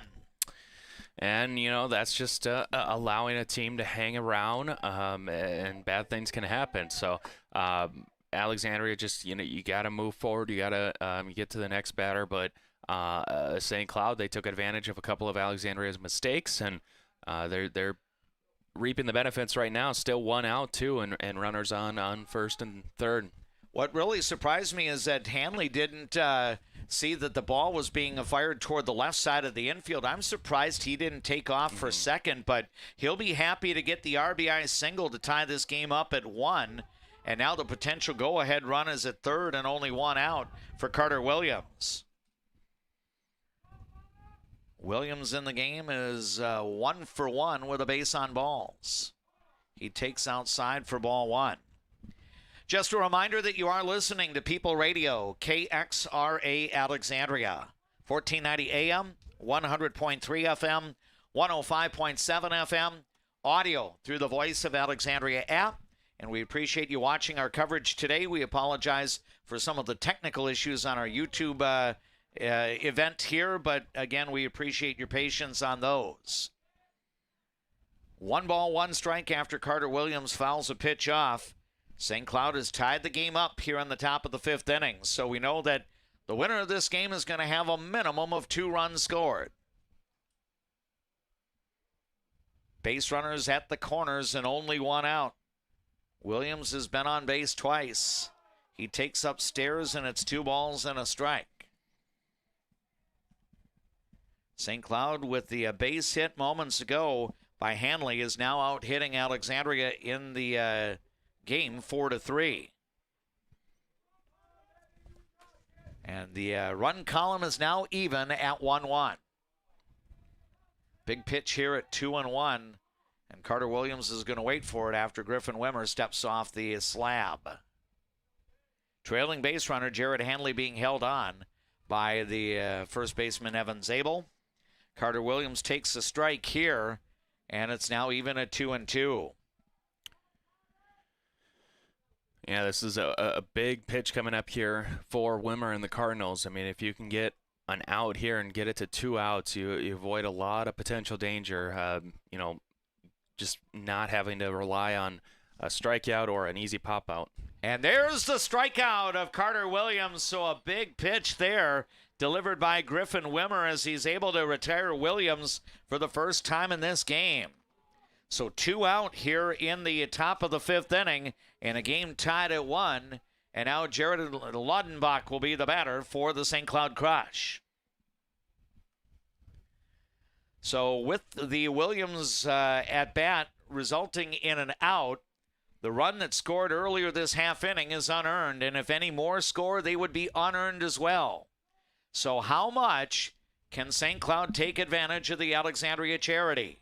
So far, it's been 1 run, but 2 other runners are on base.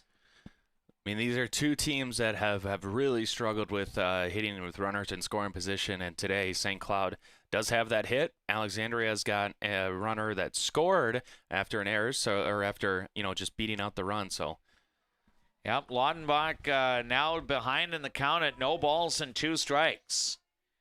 I think Griffin Wimmer and the Cardinals would be quite pleased to get out of this inning still tied. After St. Cloud had runners at first and third and 1 out, now first and third with 2 out. So that potential go-ahead run, Orion Preisler is still at third. 0-2 to Laudenbach, who's 0-4-2 today. And now a pitch in the dirt. Wiseman can't locate it, and it's going to score the go-ahead run. Griffin Wimmer is eventually going to find the baseball off to Wiseman's left, and that's going to allow St. Cloud to take a 2-1 lead. Another just bad break here. Just not being able to find that ball, and a good jump there from St. Cloud there at third, and just taking advantage of Alexandria's mistakes, and it's really coming back to bite them here, but a chance here to get out of the inning. That will go as a pass ball to allow the go-ahead run to score, and now Laudenbach will hit one to short, fielded by the shortstop Brody Adelman, and the throw to Evan Zabel over at first gets Laudenbach, and that is all for St. Cloud. But a messy half inning in the field for Alexandria allows the visitors to take the lead. 2-run score on just 1 hit, 2 Alexandria Cardinal errors, 1 pass ball, and 1 runner was left on base. New score after 4.5 in this elimination bracket game in the Class 4A Section 8 baseball tournament. It's the St. Cloud Crush leading Alexandria on the Glenwood State Bank scoreboard 2-1. Jalisco. Take a trip south of the border to a place where you can savor the flavors of authentic Mexican cuisine. Casa Jalisco offers a true taste of Mexico without the airfare. Casa Jalisco, your Mexican getaway in downtown Alexandria. Where you start today is not where you'll finish tomorrow. At Alexandria College, we know you have big plans for the future. Find your calling and be a legend. Cardinals fans, did you know that Cenex Midtown Express has a gas pump designated to support Alexandria Public Schools? For each gallon purchased, 2 cents will be donated to the schools. Pump up your pride at Cenex, your local hometown choice in Alexandria and Garfield. Owned by the community, supporting the community. Hi, Carl Qualley with Qualley Real Estate. Our business approach is based on what we call the 4 E's: experience, expertise, ethics, and energy. Qualities that led us to be voted best real estate company 3 years in a row. Find your real estate coach at Qualley Real Estate, where we protect your money. Back to our live broadcast of Prep Baseball in the Class 4A Section 8 tournament. We come to you from Arnie Backus, Glenwood State Bank Field, inside Canute Nelson Memorial Park. A summer-like late May day. And right now, Alexandria is down by a run. It's St. Cloud 2, the Cardinals 1. Brody Adelman will lead off in the 5th inning. Swings and misses against the left-hander Isaac Palmer, and it's 1 strike. Well, if you're Alexandria, it's time to move on from that messy inning and just get on base again. They've done it all game long, and just start getting hits. Yeah, here's a fly ball that's hit out to fairly deep left center field, but it's going to be tracked down by Orion Preisler, and he'll retire Brody Adelman. So Adelman now 0 for 3 at the dish today. Boy, that was hit real well out to center, but center fielder was able to get it. It was right in front of the wall. Just missed that home run there to tie the game, though. Nolan Johnson, the designated hitter, bats. He is 0 for 2 today with a strikeout and a ground out. And he'll swing, and He'll hit one, and this one is a diving attempt, and is it going to be caught? I think it is. Oh, my goodness. Preisler flashing the leather out in center field there. Orion Preisler taking a base hit away from Nolan Johnson. 2 gone here in the last of the 5th inning. Yeah, and he had to be quick with that because that was diving fast. And bracket game in the Class 4A Section 8 baseball tournament. On the Glenwood State Bank scoreboard, the St. Cloud Crush leads at Alexandria 2-1.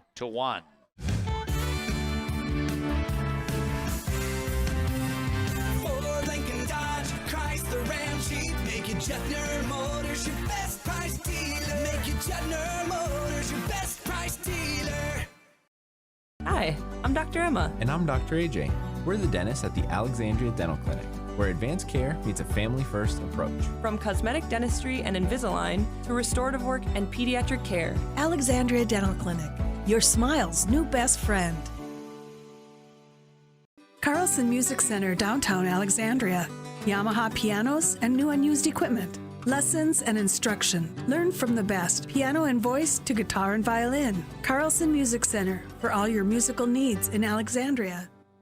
I'm a nurse at heart. I mean, I went into this to take care of other people. What we say as nurses and as teammates matters here. Come on over, you'll love it. You will get to experience so many things and help many people.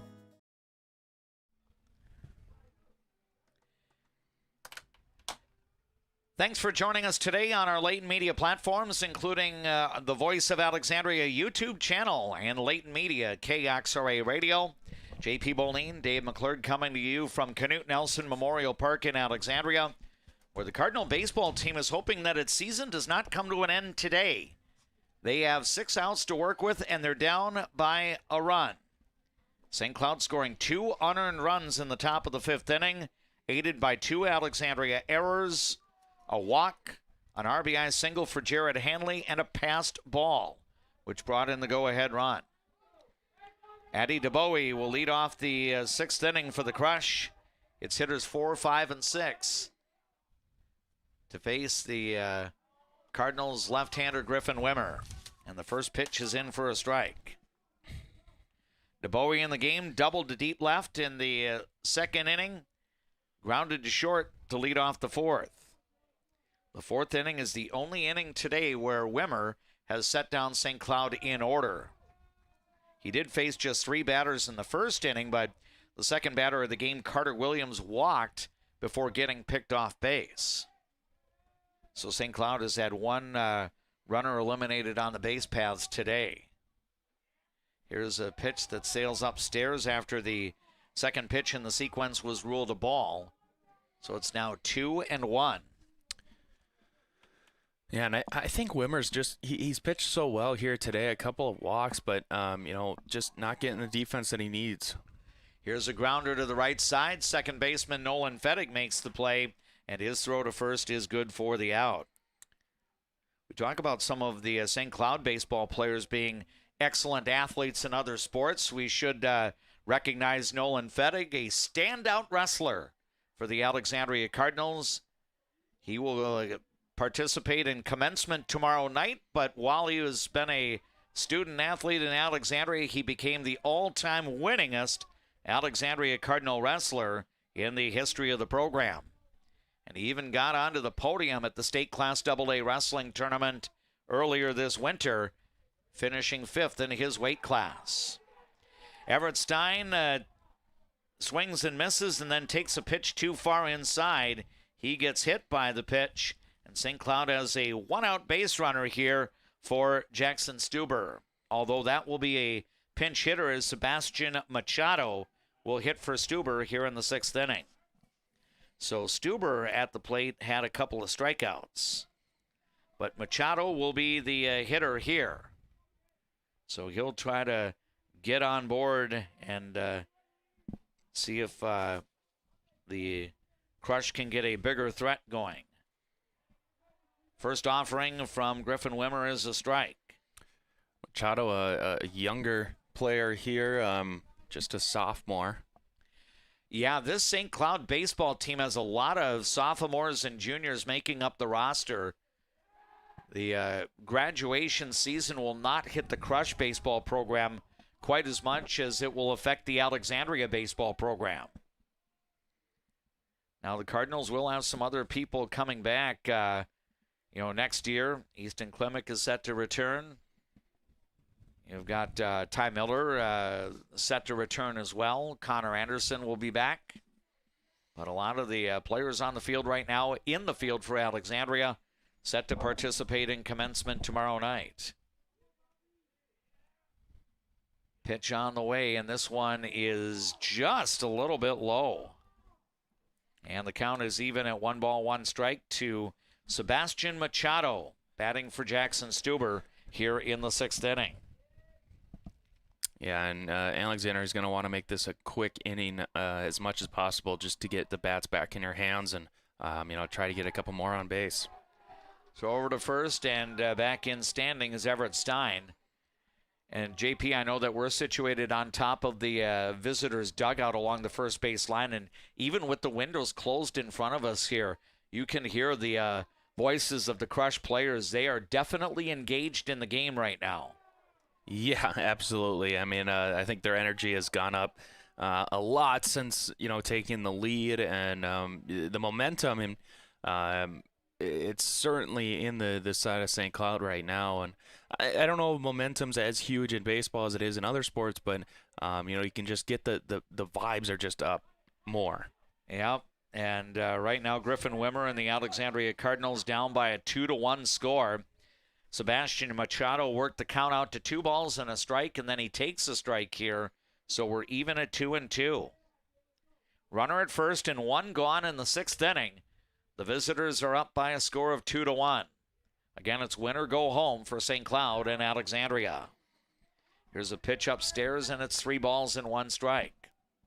3-2, I'm sorry. Previous count was 2-2, so now a full count. Stein is being held on over at first by Evan Zabel. We'll see if he's on the move here. He is not, and the pitch is going to be inside for ball 4.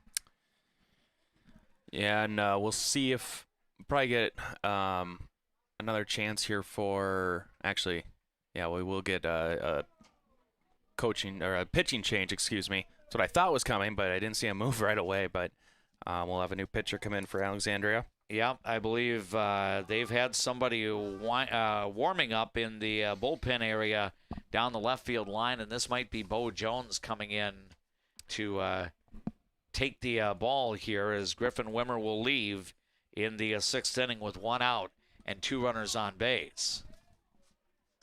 So stoppage here as we're going to have actually a few different people going toward the dugout, including Griffin Wimmer. Now, he might be going to get a different glove and then go to the outfield. I think Nolan Fettig is also coming off the field here. So we'll see what the scenario is going to be. And Bo Jones has taken the ball, and he'll get his warm-up tosses in. Yeah, it's going to be Bo Jones does throw from the right. Long legs there on Jones. A lot of times can translate into throwing a little hard too. And but Wimmer, I mean, I think he pitched a pretty good game. He did what he needed to do to give his team a chance here today. Not a whole lot of walks. I know he got into a few walks here in this inning, but he got hit a couple of times, but really controlled the game, I think, pretty well. Yeah, it was an adventurous 5+ innings for Griffin Wimmer, and again, I think he probably deserved a little bit better fate. 2 runs that he's given up in a 5 and a 3rd, and both of them are unearned, and he is responsible for the runners that are on base right now. Everett Stein at second base and Sebastian Machado on at first. And let's see how the infield defense is going to be aligned here. I think Connor Anderson may be coming into the infield, and Griffin Wimmer would then go to the outfield for Alexandria. Because I saw Nolan Fettig head out, and so I think Connor Anderson gets the second base assignment here. So that means Wimmer stays in, going to the outfield here in the 6th inning.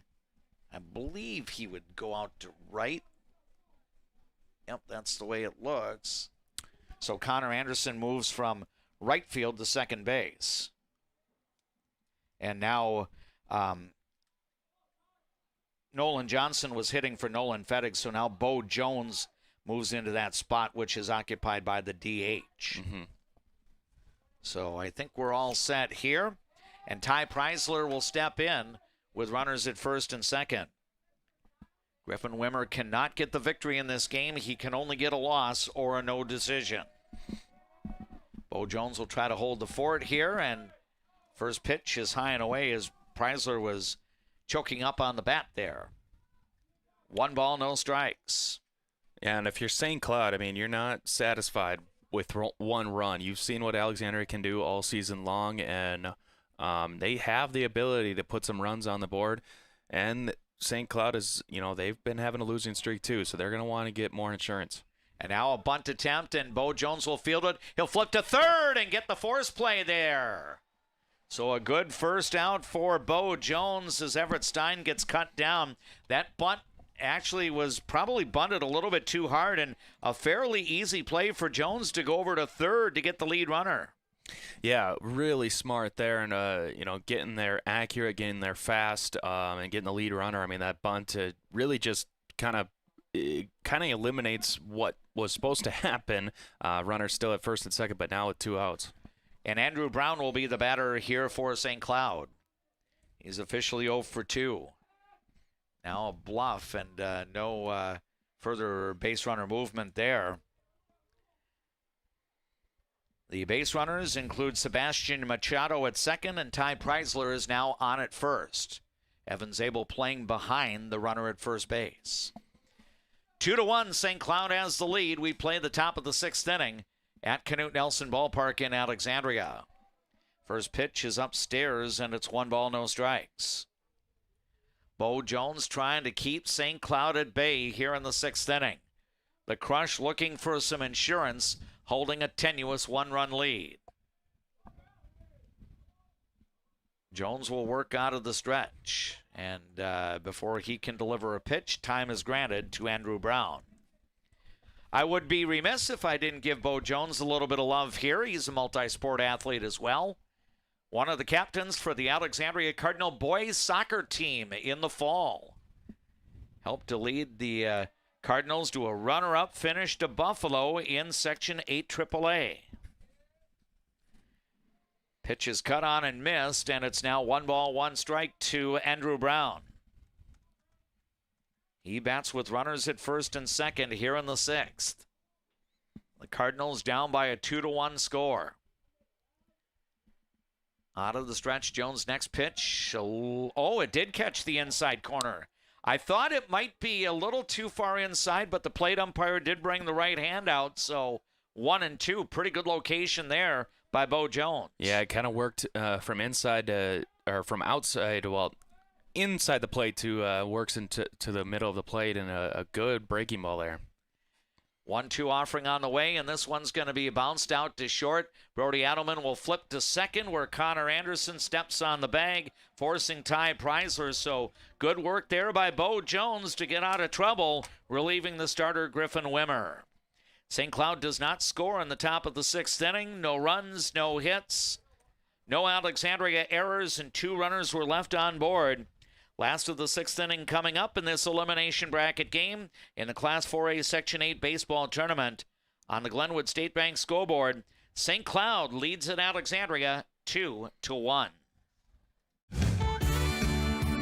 Being locally owned here at the Culvers of Alexandria, Charles Johnson and myself, John Loomis, are very proud to be a part of the community. We enjoy the time we get to spend here, the memories we've made, and we're excited to see you after the game when you need to refuel. Go Cardinals! A broken tooth? Fixed in 1 appointment? Yes, we do that at Dental Health Associates with our CIRAC crowns. We'll fix your tooth in 1 appointment, which means less time off work, less time away from your family, and more convenience for you. You're in and out in 1 visit. Better water starts with EcoWater. Get started today and discover EcoWater's products and expertise for the perfect solution. Visit WeFixWaterMN.com with offices in Alexandria, Fergus Falls, Glenwood. I'm envious. This pitcher for St. Cloud looks too young to be a sophomore.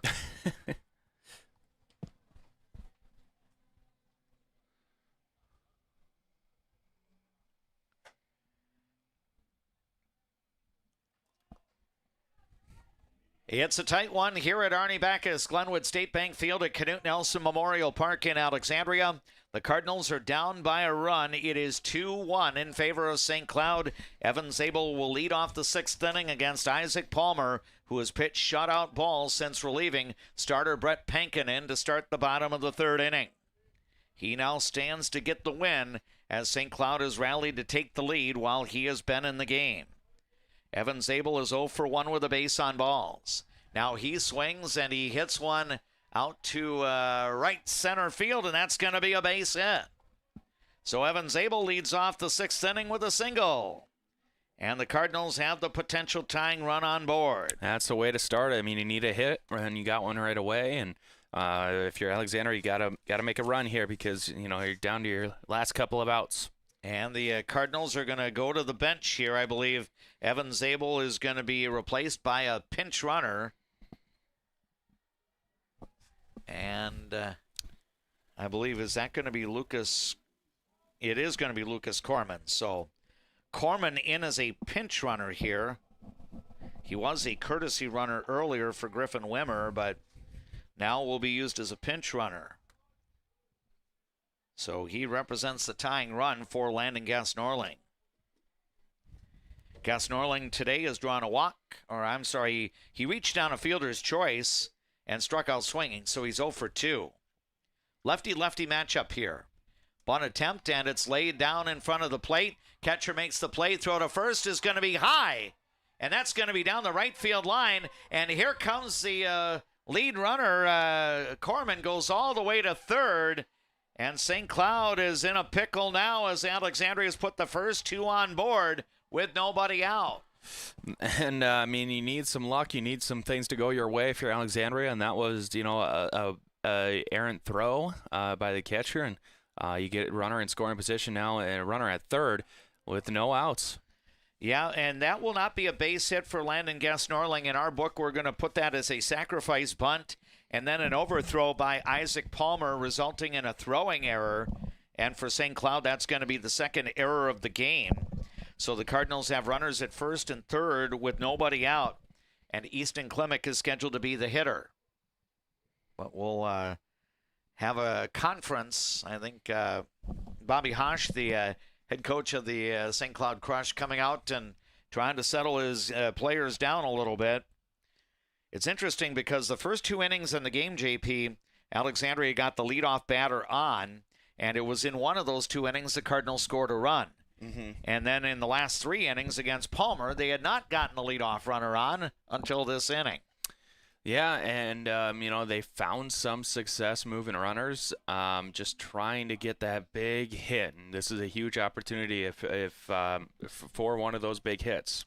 And I believe we're going to have a pinch hitter here for Alexandria.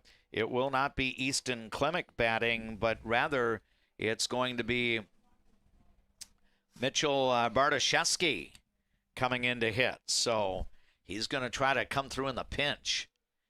He had a pinch hit single against Elk River on Tuesday, one of the 4 Cardinal hits in the game.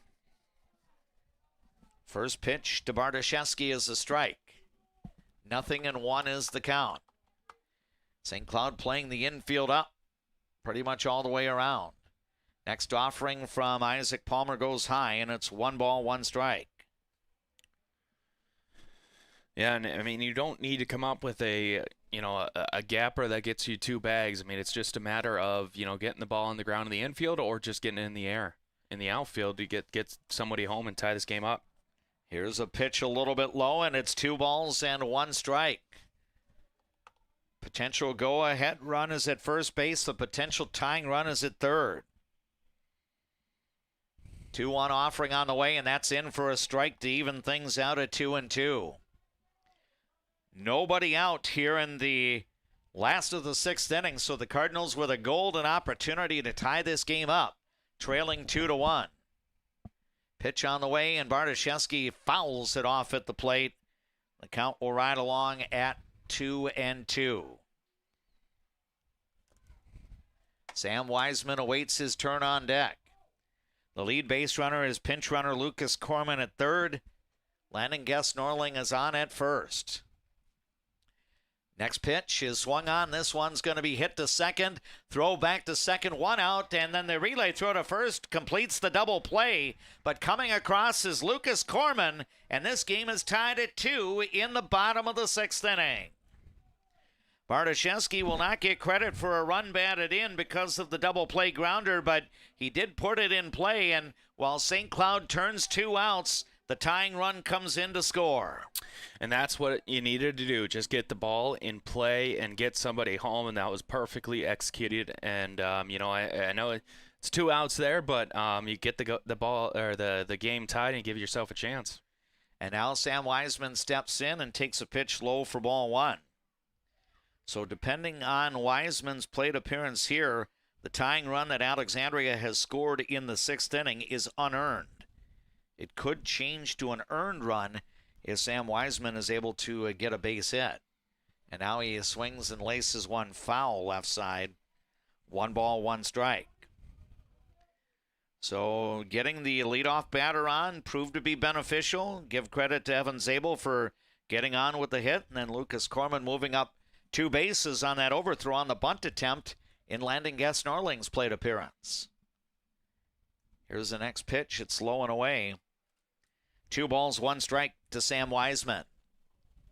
So it looks like 3 or more runs is going to be necessary to win this game because we were deadlocked earlier at 1. Now we're deadlocked at 2. We got a foul ball back to the screen. 2 balls, 2 strikes. So now neither starting pitcher is involved in the decision. Brett Pankinen went 2 innings on the hill for St. Cloud. Griffin Wimmer pitched 5 1/3 for Alexandria. Wimmer gave up a couple of unearned runs. The run that the Cardinals scored against Pankinen was earned. 2-2 to Wiseman, and the next pitch is low, and it's 3 balls and 2 strikes. It's a real nice look there. A good eye from Wiseman, just not chasing that and getting out of the inning, so prolonging this at bat. So we'll have a payoff pitch on the way, and it's fouled back. So it's still 3 balls, 2 strikes. Big thank you to all of the boosters of our Alexandria Cardinal sports programming, helping to bring you our live play-by-play broadcast of Class 4A Section 8 baseball. Alexandria versus St. Cloud in a must-win scenario for both teams. 2-2 our score in the 6th. Another full count pitch on the way to Sam Wiseman, and that is low and outside for ball 4. So the inning will continue for the Alexandria Cardinals. It's a real good at-bat there from Wiseman, just getting on base again with 2 outs, and now you're back at the top of the order with maybe one of your hottest hitters right now, and Ty Miller. And I think we have Brody Brandt back in as the courtesy runner here for the Alexandria Cardinals, running for Wiseman. Again, you can use a courtesy runner for your catcher or your pitcher. Now Ty Miller has 2 of the 4 Alexandria hits today. He beats one off to the left of home plate foul, and it's 1 strike. His infield single to short drove in the first run of the game back in the 2nd inning. That was a 2-out hit. He would love to get another 2-out hit here. Game tied at 2 in the 6th inning. Isaac Palmer kicks and deals. A pitch that's in for a strike. Now, Miller's had just 1 plate appearance against Palmer, and that was a ground out to the pitcher in the 4th inning. 2 strikes here, and next pitch is going to be bounced out in front of the plate. The catcher will make the play. Throw to first is good for the out. DeBowie able to get Ty Miller at first base. That's all for Alexandria. The Cardinals will plate an unearned run in the last of the 6th inning to tie this game up. A run, a hit, 1 St. Cloud error, One runner left on base. We'll head to the 7th in prep baseball. New numbers on the Glenwood State Bank scoreboard after 6.5. The Alexandria Cardinals and the St. Cloud Crush are tied 2-2.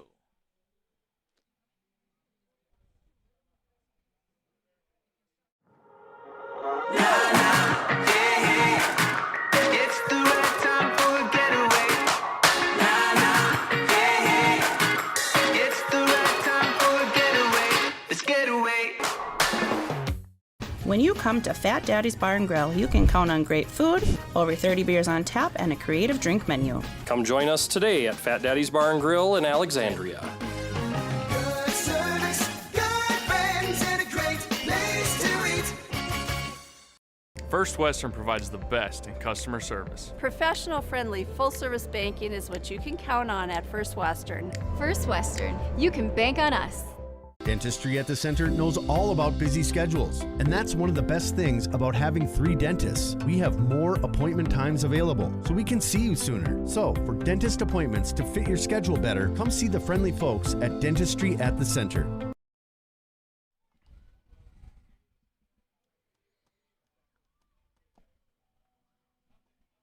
Welcome back to Arnie Backus, Glenwood State Bank Field at Canute Nelson Memorial Park in Alexandria.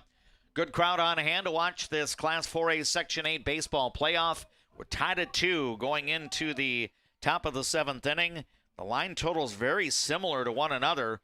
2 runs, 4 hits, 2 errors for each side. Alexandria's had a few more base runners as the Cardinals have stranded 8. St. Cloud has stranded 6.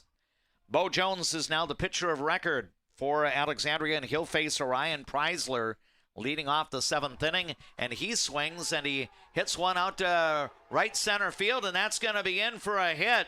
Preisler will go into second, and he's in with a leadoff double.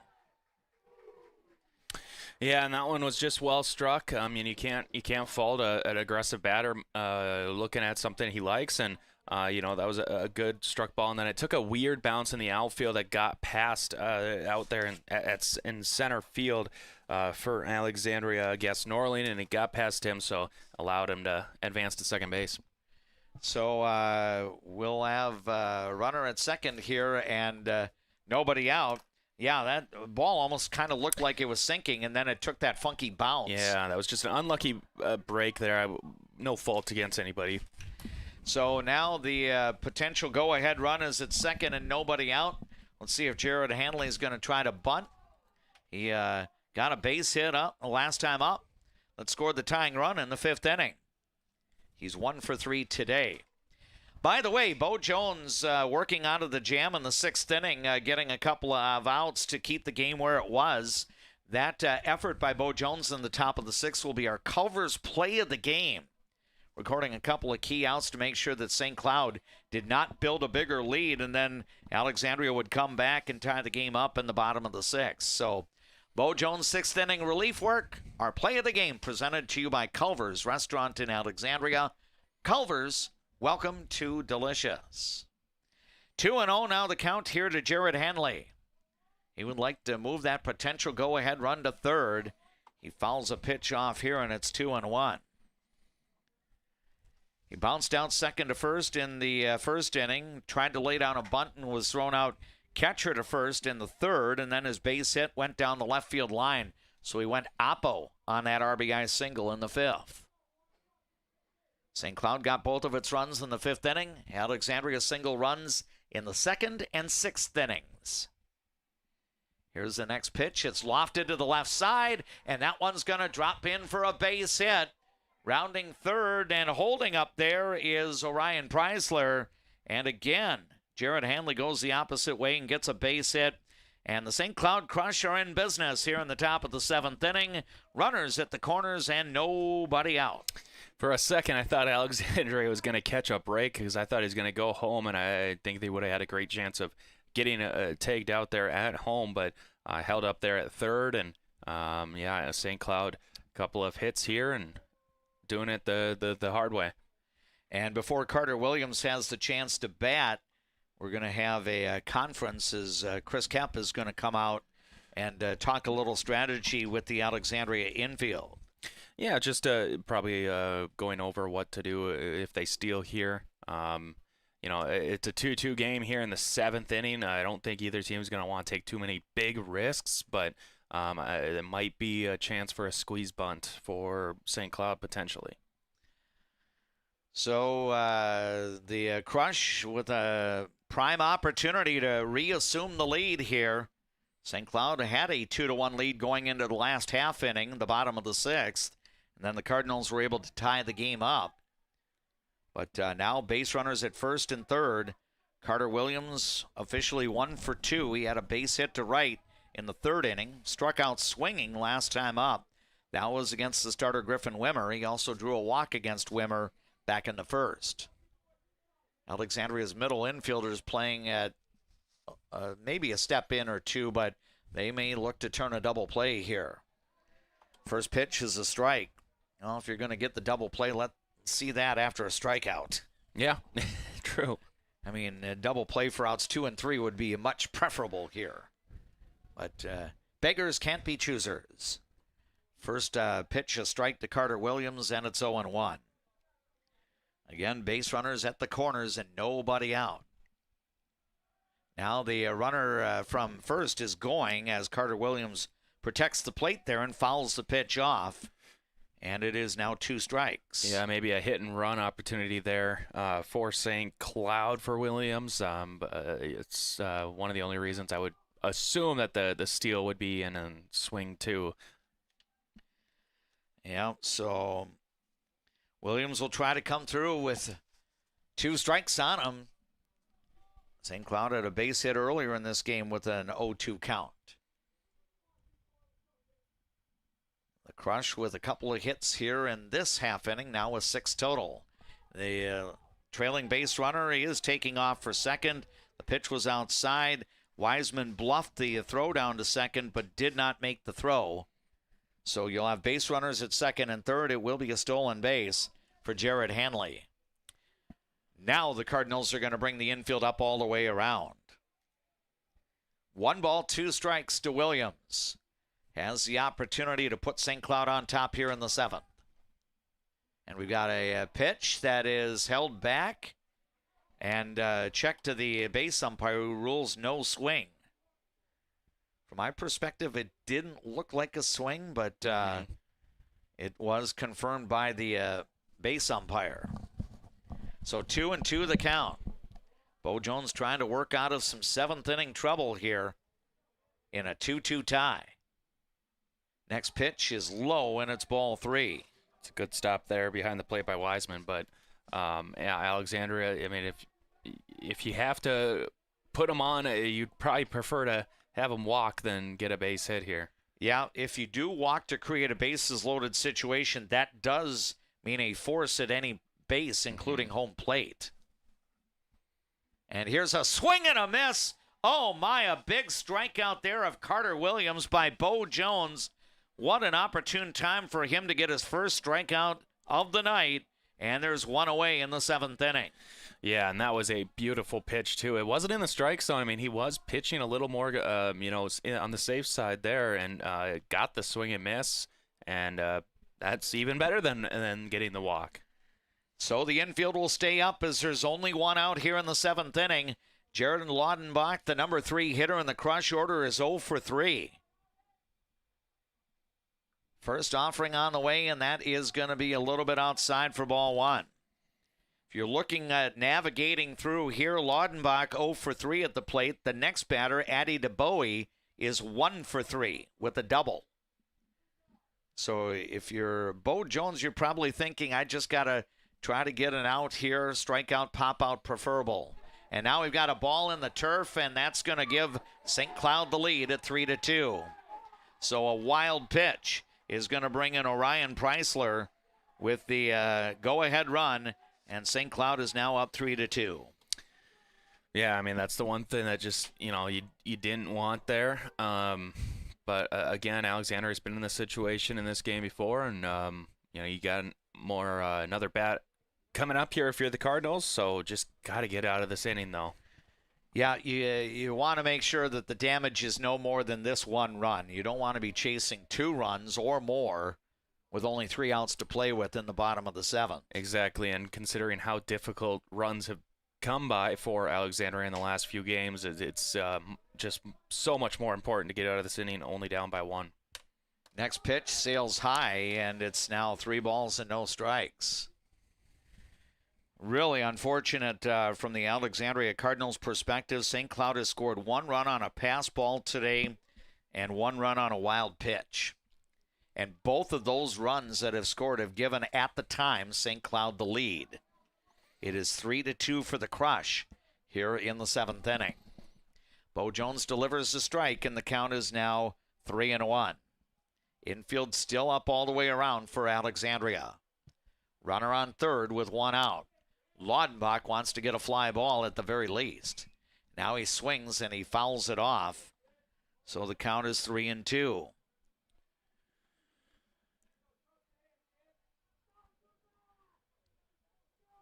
So the Cardinals will be pressed to score some, at least get 1 run, maybe even more when we go to the bottom of the 7th inning. So now Bo Jones will try to keep the Crush at bay. 3-2 pitch on the way, and it's swung on and fouled off. Still 3 balls and 2 strikes. Yeah, and this next pitch, I mean, it's going to be probably the most important pitch of the game so far. I mean, 3-2 here. Runner on third. You just can't let him get anything in the air in the outfield or touch any open grass. Another payoff pitch on the way from Jones to Laudenbach, and that is low and in for ball 4.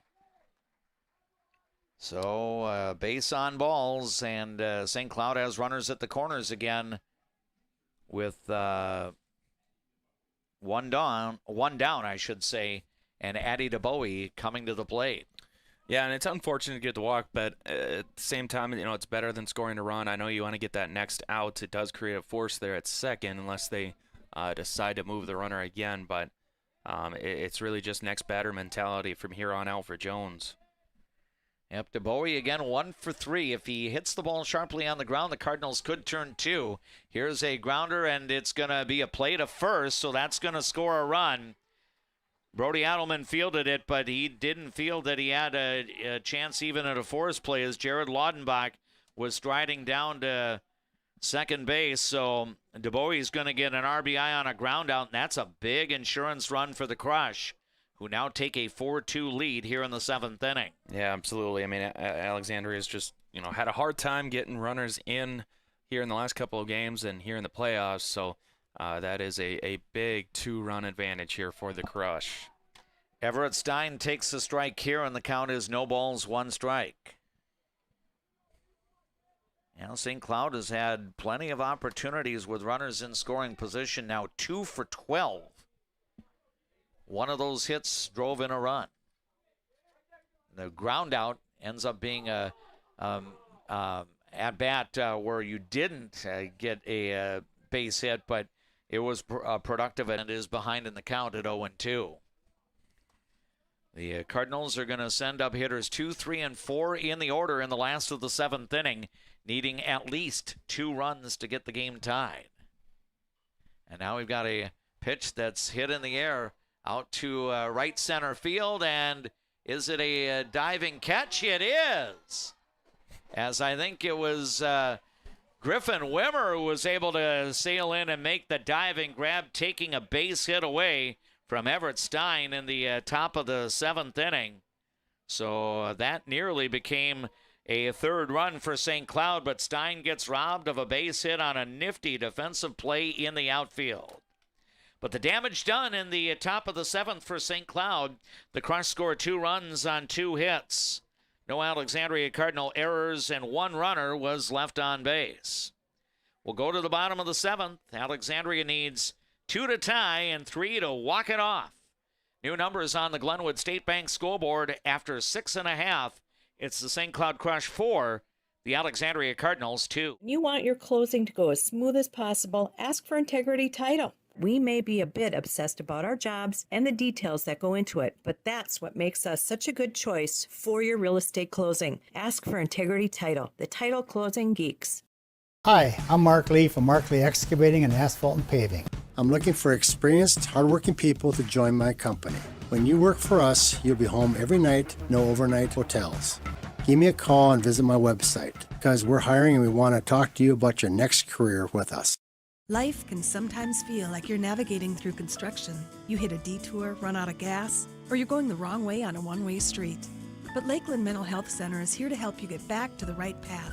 Visit lmhc.org. Help today for a better tomorrow. Hi, this is Bob with the North Side Collision Center. Having your vehicle's collision repair fixed can be a hassle and inconvenient. That's why people call us at North Side Collision Center. 763-3224. Northside Collision.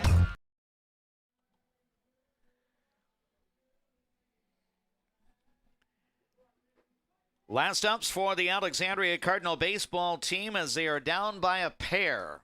It is St. Cloud 4, Alexandria 2. Isaac Palmer, the sophomore, is in line to get the pitching win. He did give up a run last inning, an unearned run that scored on a double play grounder hit off the bat of Mitchell Bartoszewski. Now the leadoff batter is Connor Anderson, and he takes for ball one. Anderson, officially 0 for 3, has also reached on an error. Palmer deals the strike here, and it's now 1 ball, 1 strike. Brody Adelman and Nolan Johnson will follow. This part of the order combined has gone 0 for 9 today with just one base runner, Connor Anderson, reaching. He fouls a pitch off, and it's now 1-2. In fact, in this part of the order, Isaac Palmer has been able to retire each of these batters, Connor Anderson one time, and then Brody Adelman and Nolan Johnson twice, as Palmer started the third inning on the hill for St. Cloud, and now he's in line to get the win. Now we've got to pitch a little bit low and in. The Cards need some base runners as 2 are necessary to tie here in the bottom of the 7th inning. St. Cloud 4, Alexandria 2. Next pitch to Connor Anderson, a little high and away, and it's now a full count at 3-2. Oof, that was close, but that was a good eye there. Isaac Palmer has walked a couple of batters. He has just 1 strikeout. He has also hit 1 batter. Payoff pitch on the way, and that's beaten foul. So we'll do it again at 3 balls, 2 strikes. Yeah, that was a good job there. From Anderson to stay alive here and get another chance. Again, Alexandria looking to have a 7th inning uprising to excite the Cardinal fans here at Canute today. St. Cloud in front by a 4-2 score. It's win or go home. Payoff pitch is low for ball 4. So that's going to allow Alexandria to get the tying run to the plate here in the bottom of the 7th inning. That's the best way to start, is get that leadoff batter on, and now you got a leadoff runner. So Alexandria's just got to do what they can to advance them and get a couple in.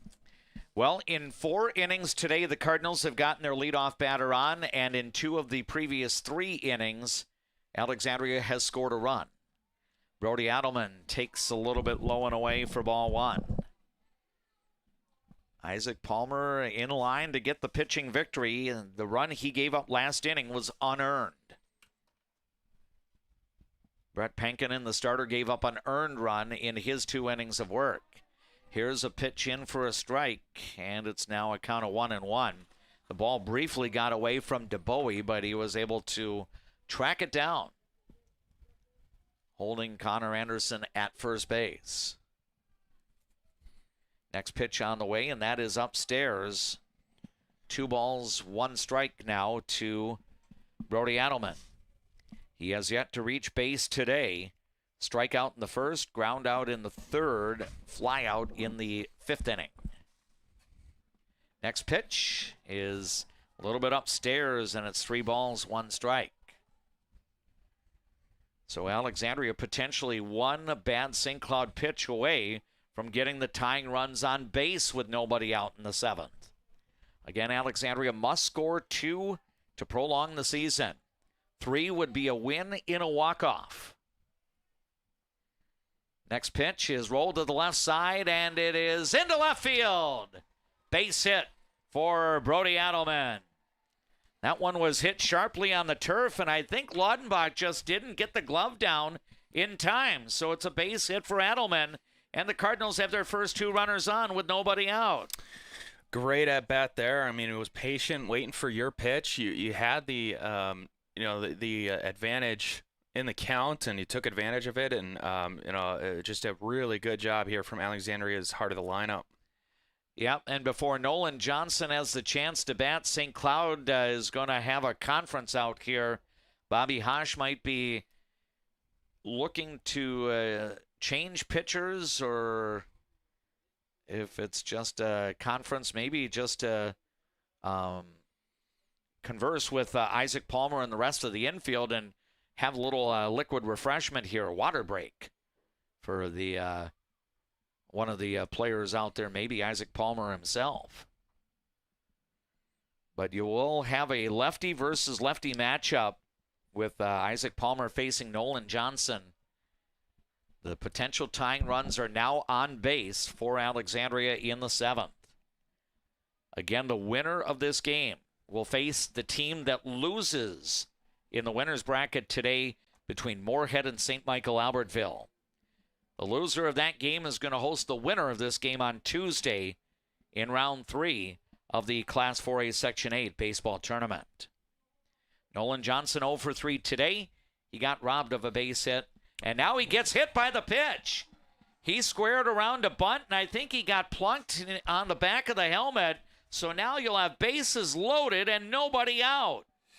Well, I mean, you're given a gift. If you're Alexandria, you have to take advantage of it here, and it just is going to take a base hit or, being as patient as possible and maybe even taking a run. I mean, there's a lot of opportunities here for Alexandria to get back in this game or take over this game.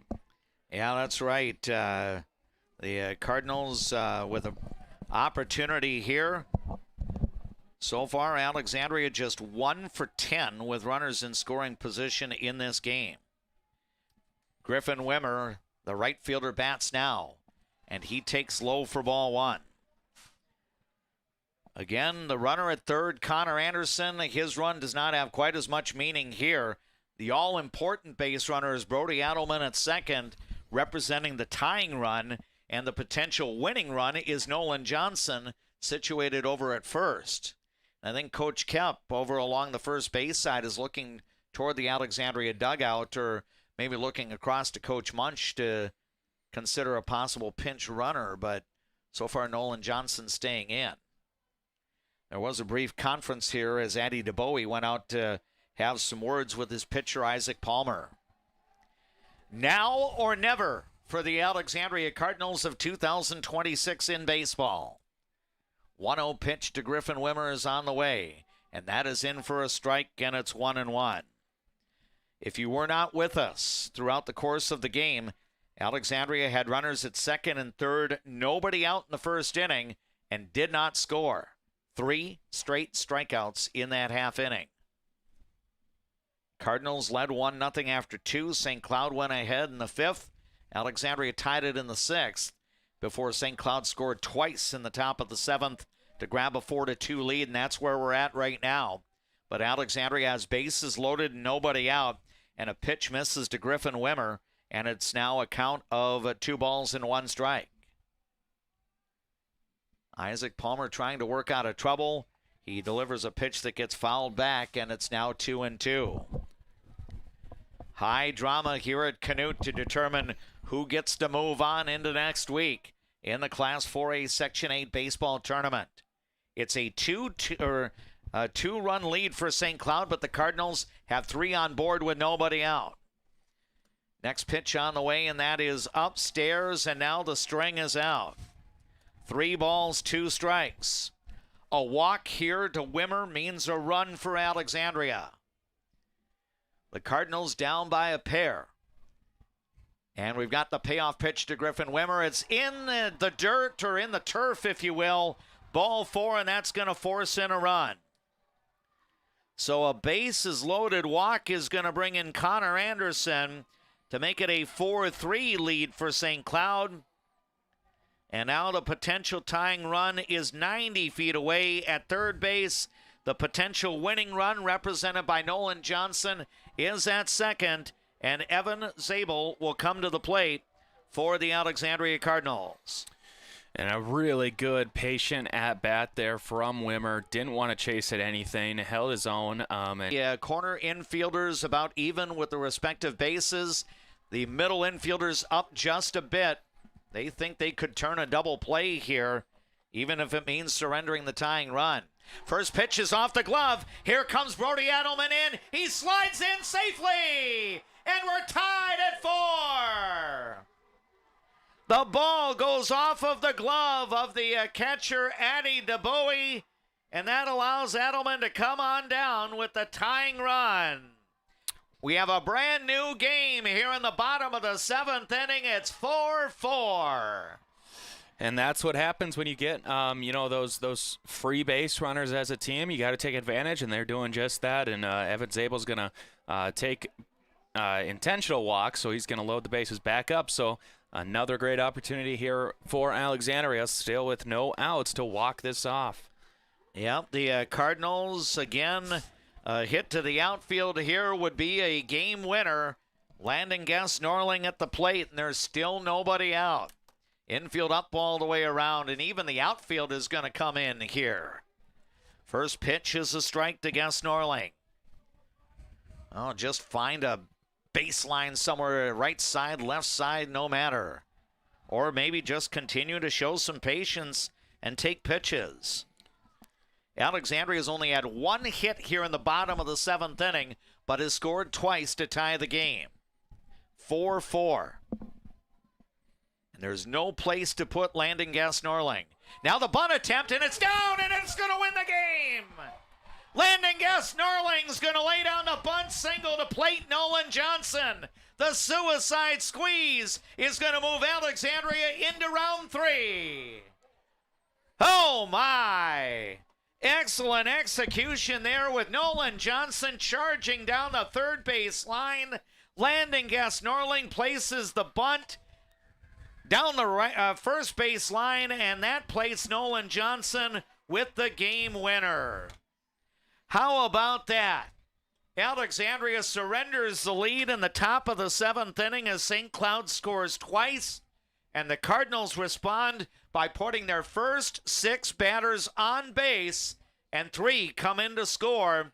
Credit Landon Guess-Norling with a game-winning bunt single down the first base line to plate Nolan Johnson, and this one has gone final at Canute Nelson Memorial Park in Alexandria.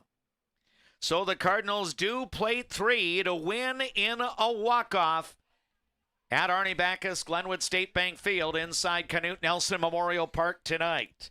And for the Cardinals, that means the season will continue into next Tuesday, as Alexandria will be on the road, as the elimination bracket will continue after the weekend is complete. 3 runs for Alexandria in the bottom of the 7th inning, 2 hits, no St. Cloud errors. There ended up being a hit batsman, 3 walks, 3 runners left on base. Final score on the Glenwood State Bank scoreboard in the elimination bracket first round of the Class 4A Section 8 baseball tournament. Alexandria 5, St. Cloud 4. That'll do it for our play-by-play. We're going to take a timeout, and in just a couple of moments, we're going to return to Canute Nelson Memorial Park to get rolling with the Juettner Motors post-game report. But right now on our platforms, including Leighton Media, KXRA Radio, and the Voice of Alexandria YouTube channel, we enjoy these words from our boosters of Cardinal sports coverage. What's your number? We drove 25 miles to get a great deal at Quality Toyota. I drove 7 miles to get a great deal from Quality Toyota. Quality Toyota.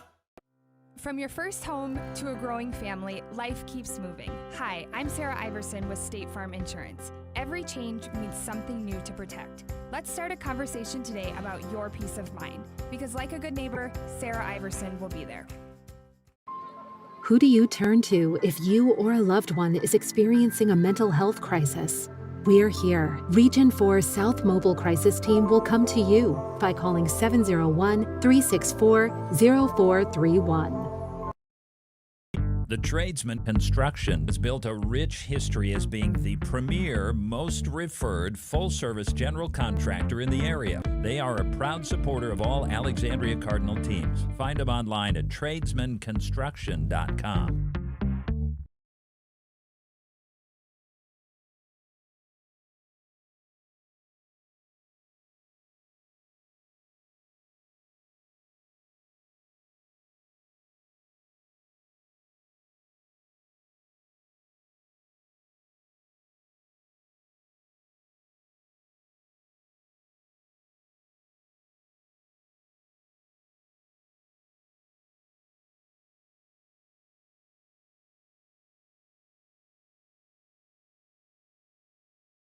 When you want your Being locally owned here at the Culvers of Alexandria, Charles Johnson and myself, John Loomis, are very proud to be a part of the community. We enjoy the time we get to spend here, the memories we've made, and we're excited to see you after the game when you need to refuel. Go Cardinals! A broken tooth? Fixed in one appointment? Yes, we do that at Dental Health Associates with our CEREC crowns. We'll fix your tooth in one appointment, which means less time off work, less time away from your family, and more convenience for you. You're in and out in one visit.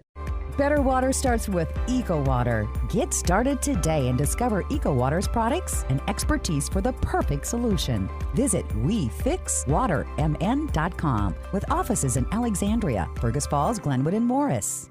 A successful win isn't about the score. It's about what you put into the game. If a successful win matters to you on the purchase or sale of your property, hard work matters to me. Todd Whiting, Century 21, 766-2200. We welcome you back to Canute Nelson Memorial Park in Alexandria, where the Alexandria Cardinal baseball team has been able to prolong the season. What a wild ending to the game. Back and forth. The Cardinals scored a run in the bottom of the second inning to get the lead.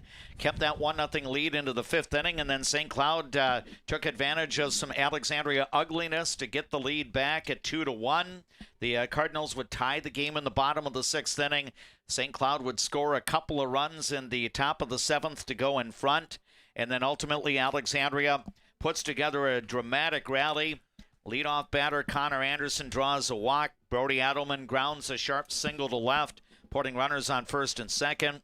Nolan Johnson gets hit by a pitch to bring in a run.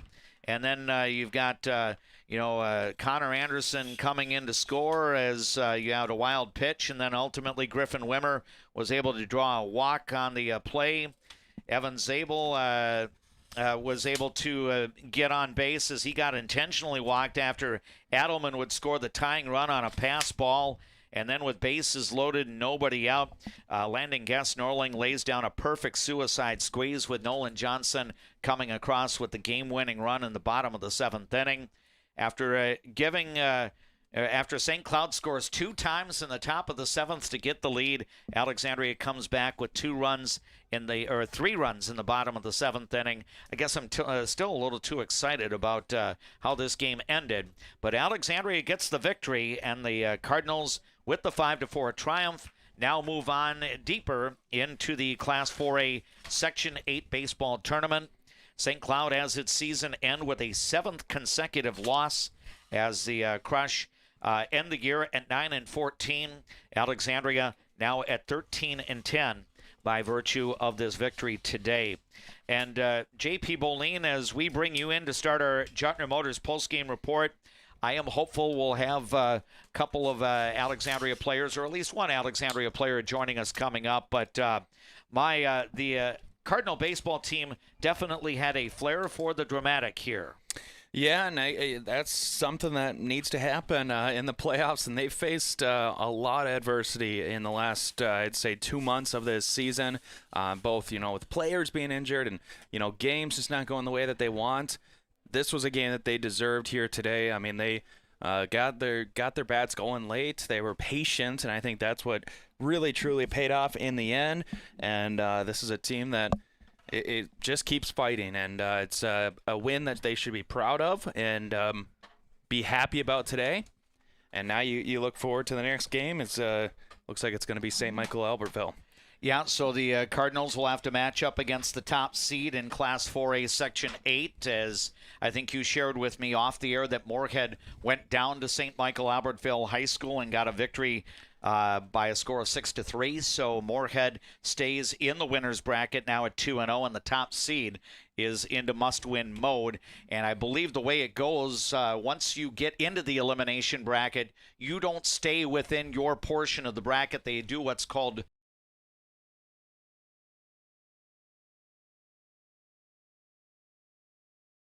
match up against somebody from the opposite side of the bracket, and in this case, it would be the St. Michael Albertville Knights.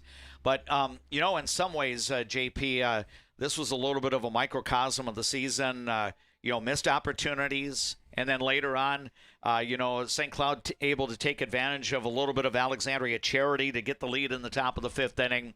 But again, I think the way the Cardinals were able to persevere to get this victory today really says a lot about their team. Oh, absolutely. I mean, this is a team that just, they didn't quit. They didn't get down too much. And I think I always mention it with the pitchers. They don't get down when they have runners on base, when they give up an early, double, single, triple.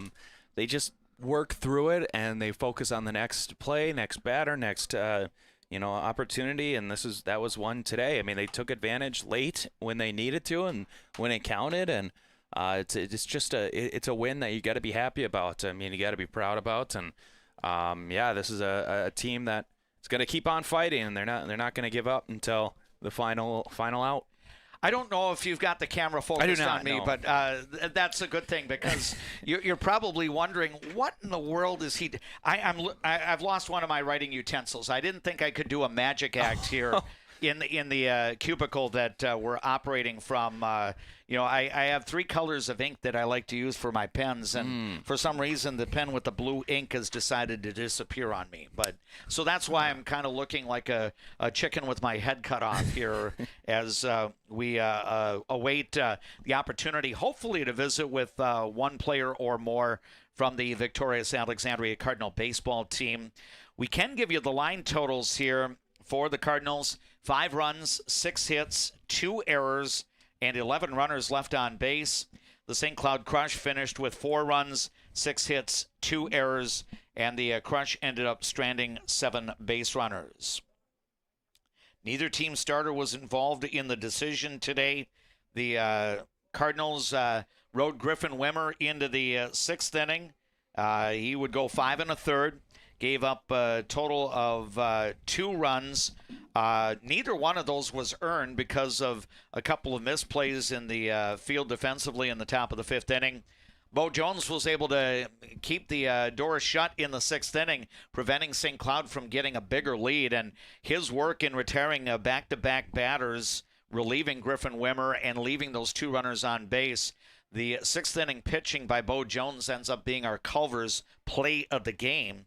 Ultimately, he would end up giving up 2 earned runs in the top of the 7th inning. Orion Preisler led off with a sinking liner that went for a double, and then later Jared Hanley was able to loft a base hit to left, and then eventually a wild pitch would score the go-ahead run, and then another run would score on a ground out off the bat of Addy DeBowie. So 4-2 St. Cloud at that point, but again, Alexandria would have one final comeback. No outs were recorded in the bottom of the 6th inning against Isaac Palmer. Each of the first 6 batters reached, and ultimately landing Gus Norling would have a suicide squeeze bunt single, and that was the game winner, as Alexandria was able to plate Nolan Johnson with that bunt single. Only the 2nd hit of the inning for Alexandria, and the Cardinals get the victory by a final score of 5-4.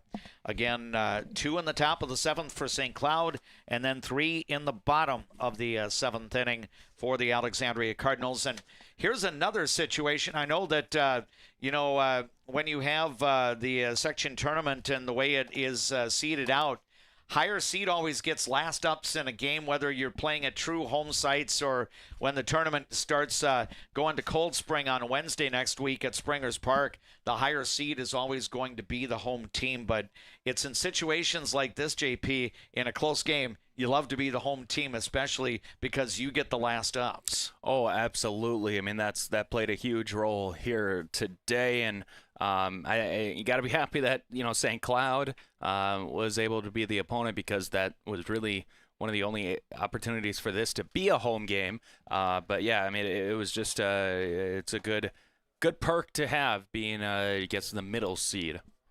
Yep, so Alexandria gets the win by a final score of 5-4. Again, St. Cloud scores 2 times in the top of the 7th inning. Alexandria comes back with 3 in the bottom half of the 7th. And Landon Guest-Norling ends up being one of the heroes for Alexandria.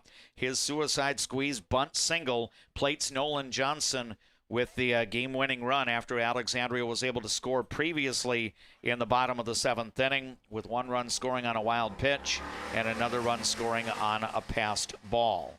So Alexandria gets the win by a final of 5-4. And again, the Cardinals now move on in the Class 4A Section 8 baseball tournament, and will play in another elimination bracket game coming up on Tuesday, on June 2nd. And I believe St. Michael Albertville High School is going to be the destination for the Alexandria Cardinal baseball team, as St. Michael Albertville took a loss at home today against the Moorhead Spuds in the second round winners bracket of the Class 4A Section 8 baseball tournament. So, JP, I guess that's exciting news that, this was a fun game to watch, but the Cardinal baseball team gets to grace us with our presence at their ballpark on Tuesday when they hit the road. Yeah, absolutely. Keep the season going, and, some of these seniors keep their baseball career going as well. Yeah, and for the Alexandria area high school class of 2026, that means their high school baseball season will go past commencement. Hopefully it'll be more than 3 days past commencement, or commencement tomorrow night, and then, of course, the next game will be coming up on Tuesday. But Alexandria gets the victory, and the Cardinals now at 13-10 on the year. Their first win in about 2 weeks. It had been since May 15th when Alexandria last tasted victory, but the Cardinals get the win here, and the final score ends up being 5-4 as Alexandria walks it off in the bottom of the 7th inning. I think we're going to take a break here, and we'll see if we've got any Alexandria baseball players coming up to join us. We'll be happy to visit with them. If not, JP and I will have a little more conversation straight ahead, as this is the post-game report brought to you on your latent media platforms by Juettner Motors of Alexandria here on People Radio, KXRA, and also through the Voice of Alexandria YouTube channel. Let's take a time out and enjoy these words from our boosters of Cardinal sports coverage. Trum Drug has things in every aisle that you won't find anywhere else, and many of them are made right here in Minnesota. Stop in and grab something for yourself, a friend, or family. Trum Drug, locally owned, locally loved. I just get a great satisfaction when I hear the relief in a customer's voice that they've been helped. They always feel it's an inconvenience when they call us. It's like, it's never an inconvenience. We love helping our customers. At Viking Bank, we're invested in your journey. I see generations who are passionate about what they did. I hope that I can leave a legacy of compassion for people and love for family and friends. I'm a nurse at heart. I went into this to take care of other people. What we say as nurses and as teammates matters here. Come on over, you'll love it. You will get to experience so many things and help many people.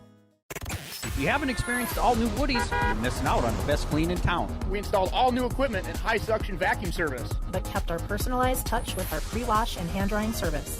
Get your shine on at Woody's Car Wash in the heart of downtown Alexandria.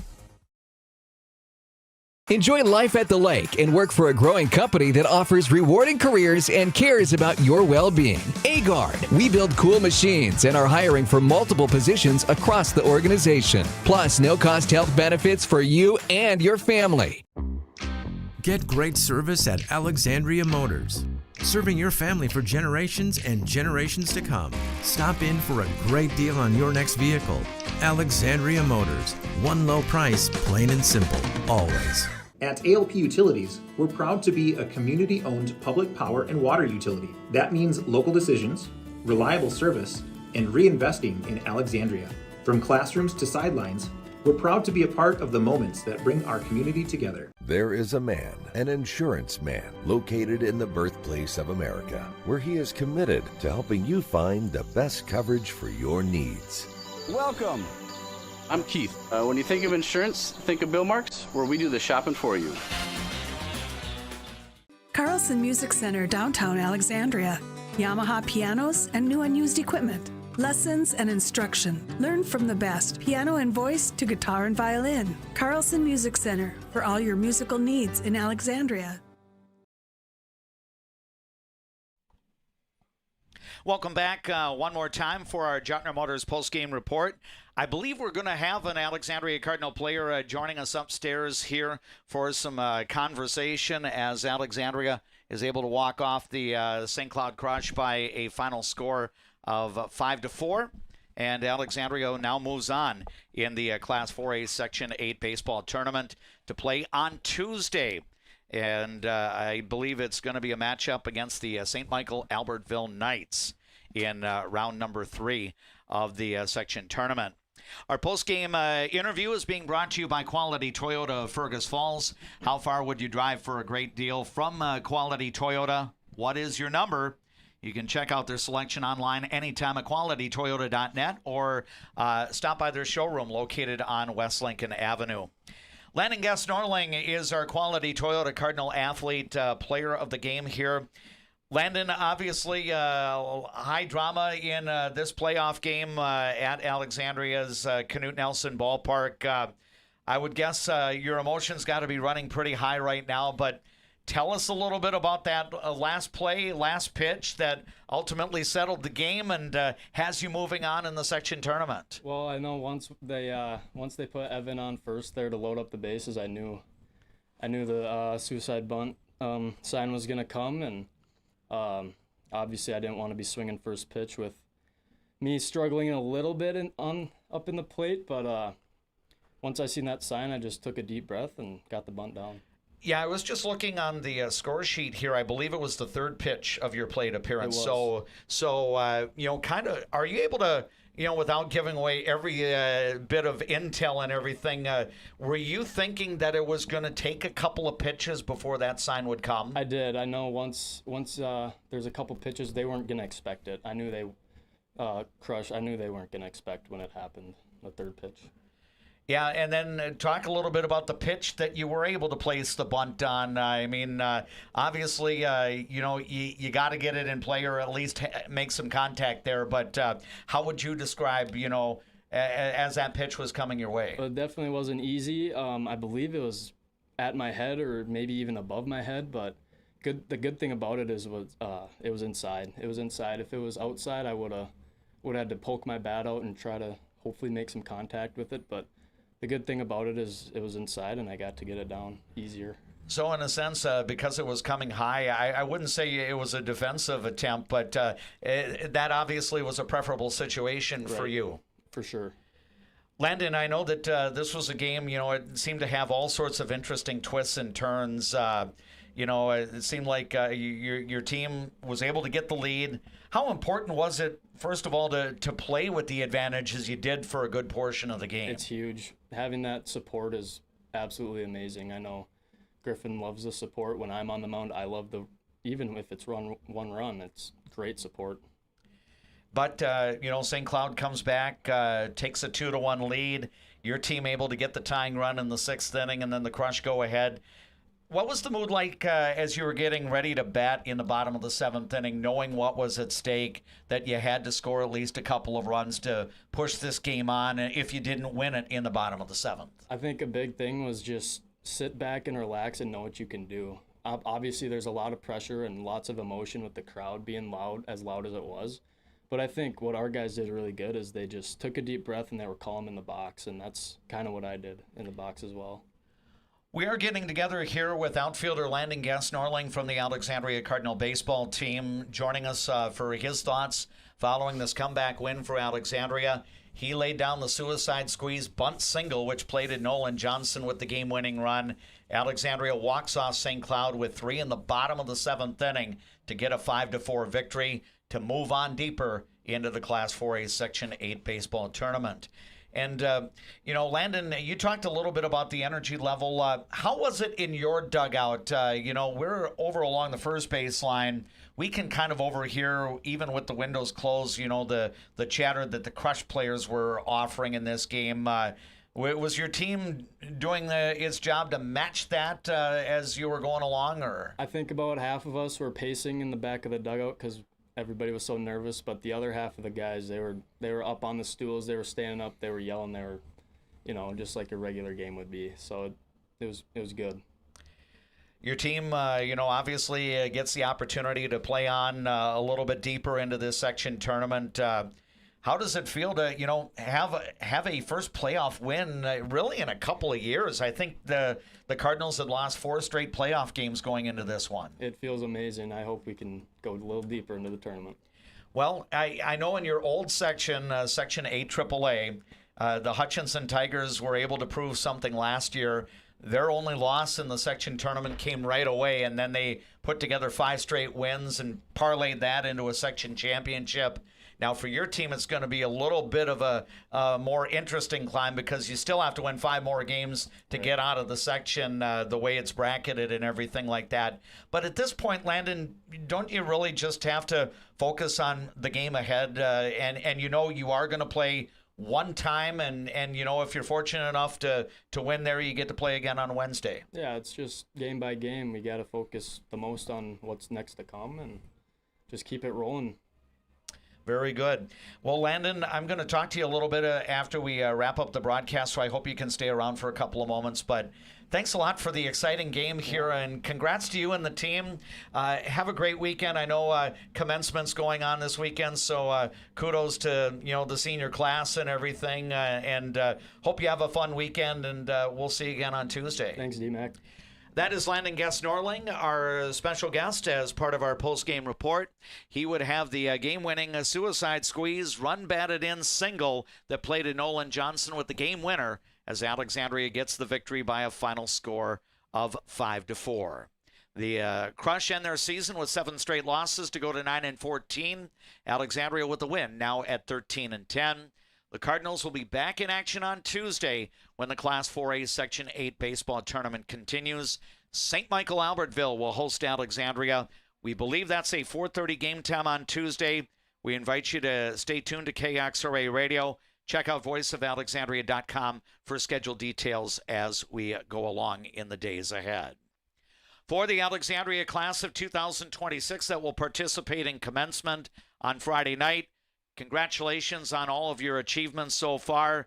Enjoy the festiveness of the ceremony tomorrow night, the post-graduation party to follow. And again, for the senior Alexandria baseball players, we look forward to seeing them again after commencement as they will continue their season on Tuesday.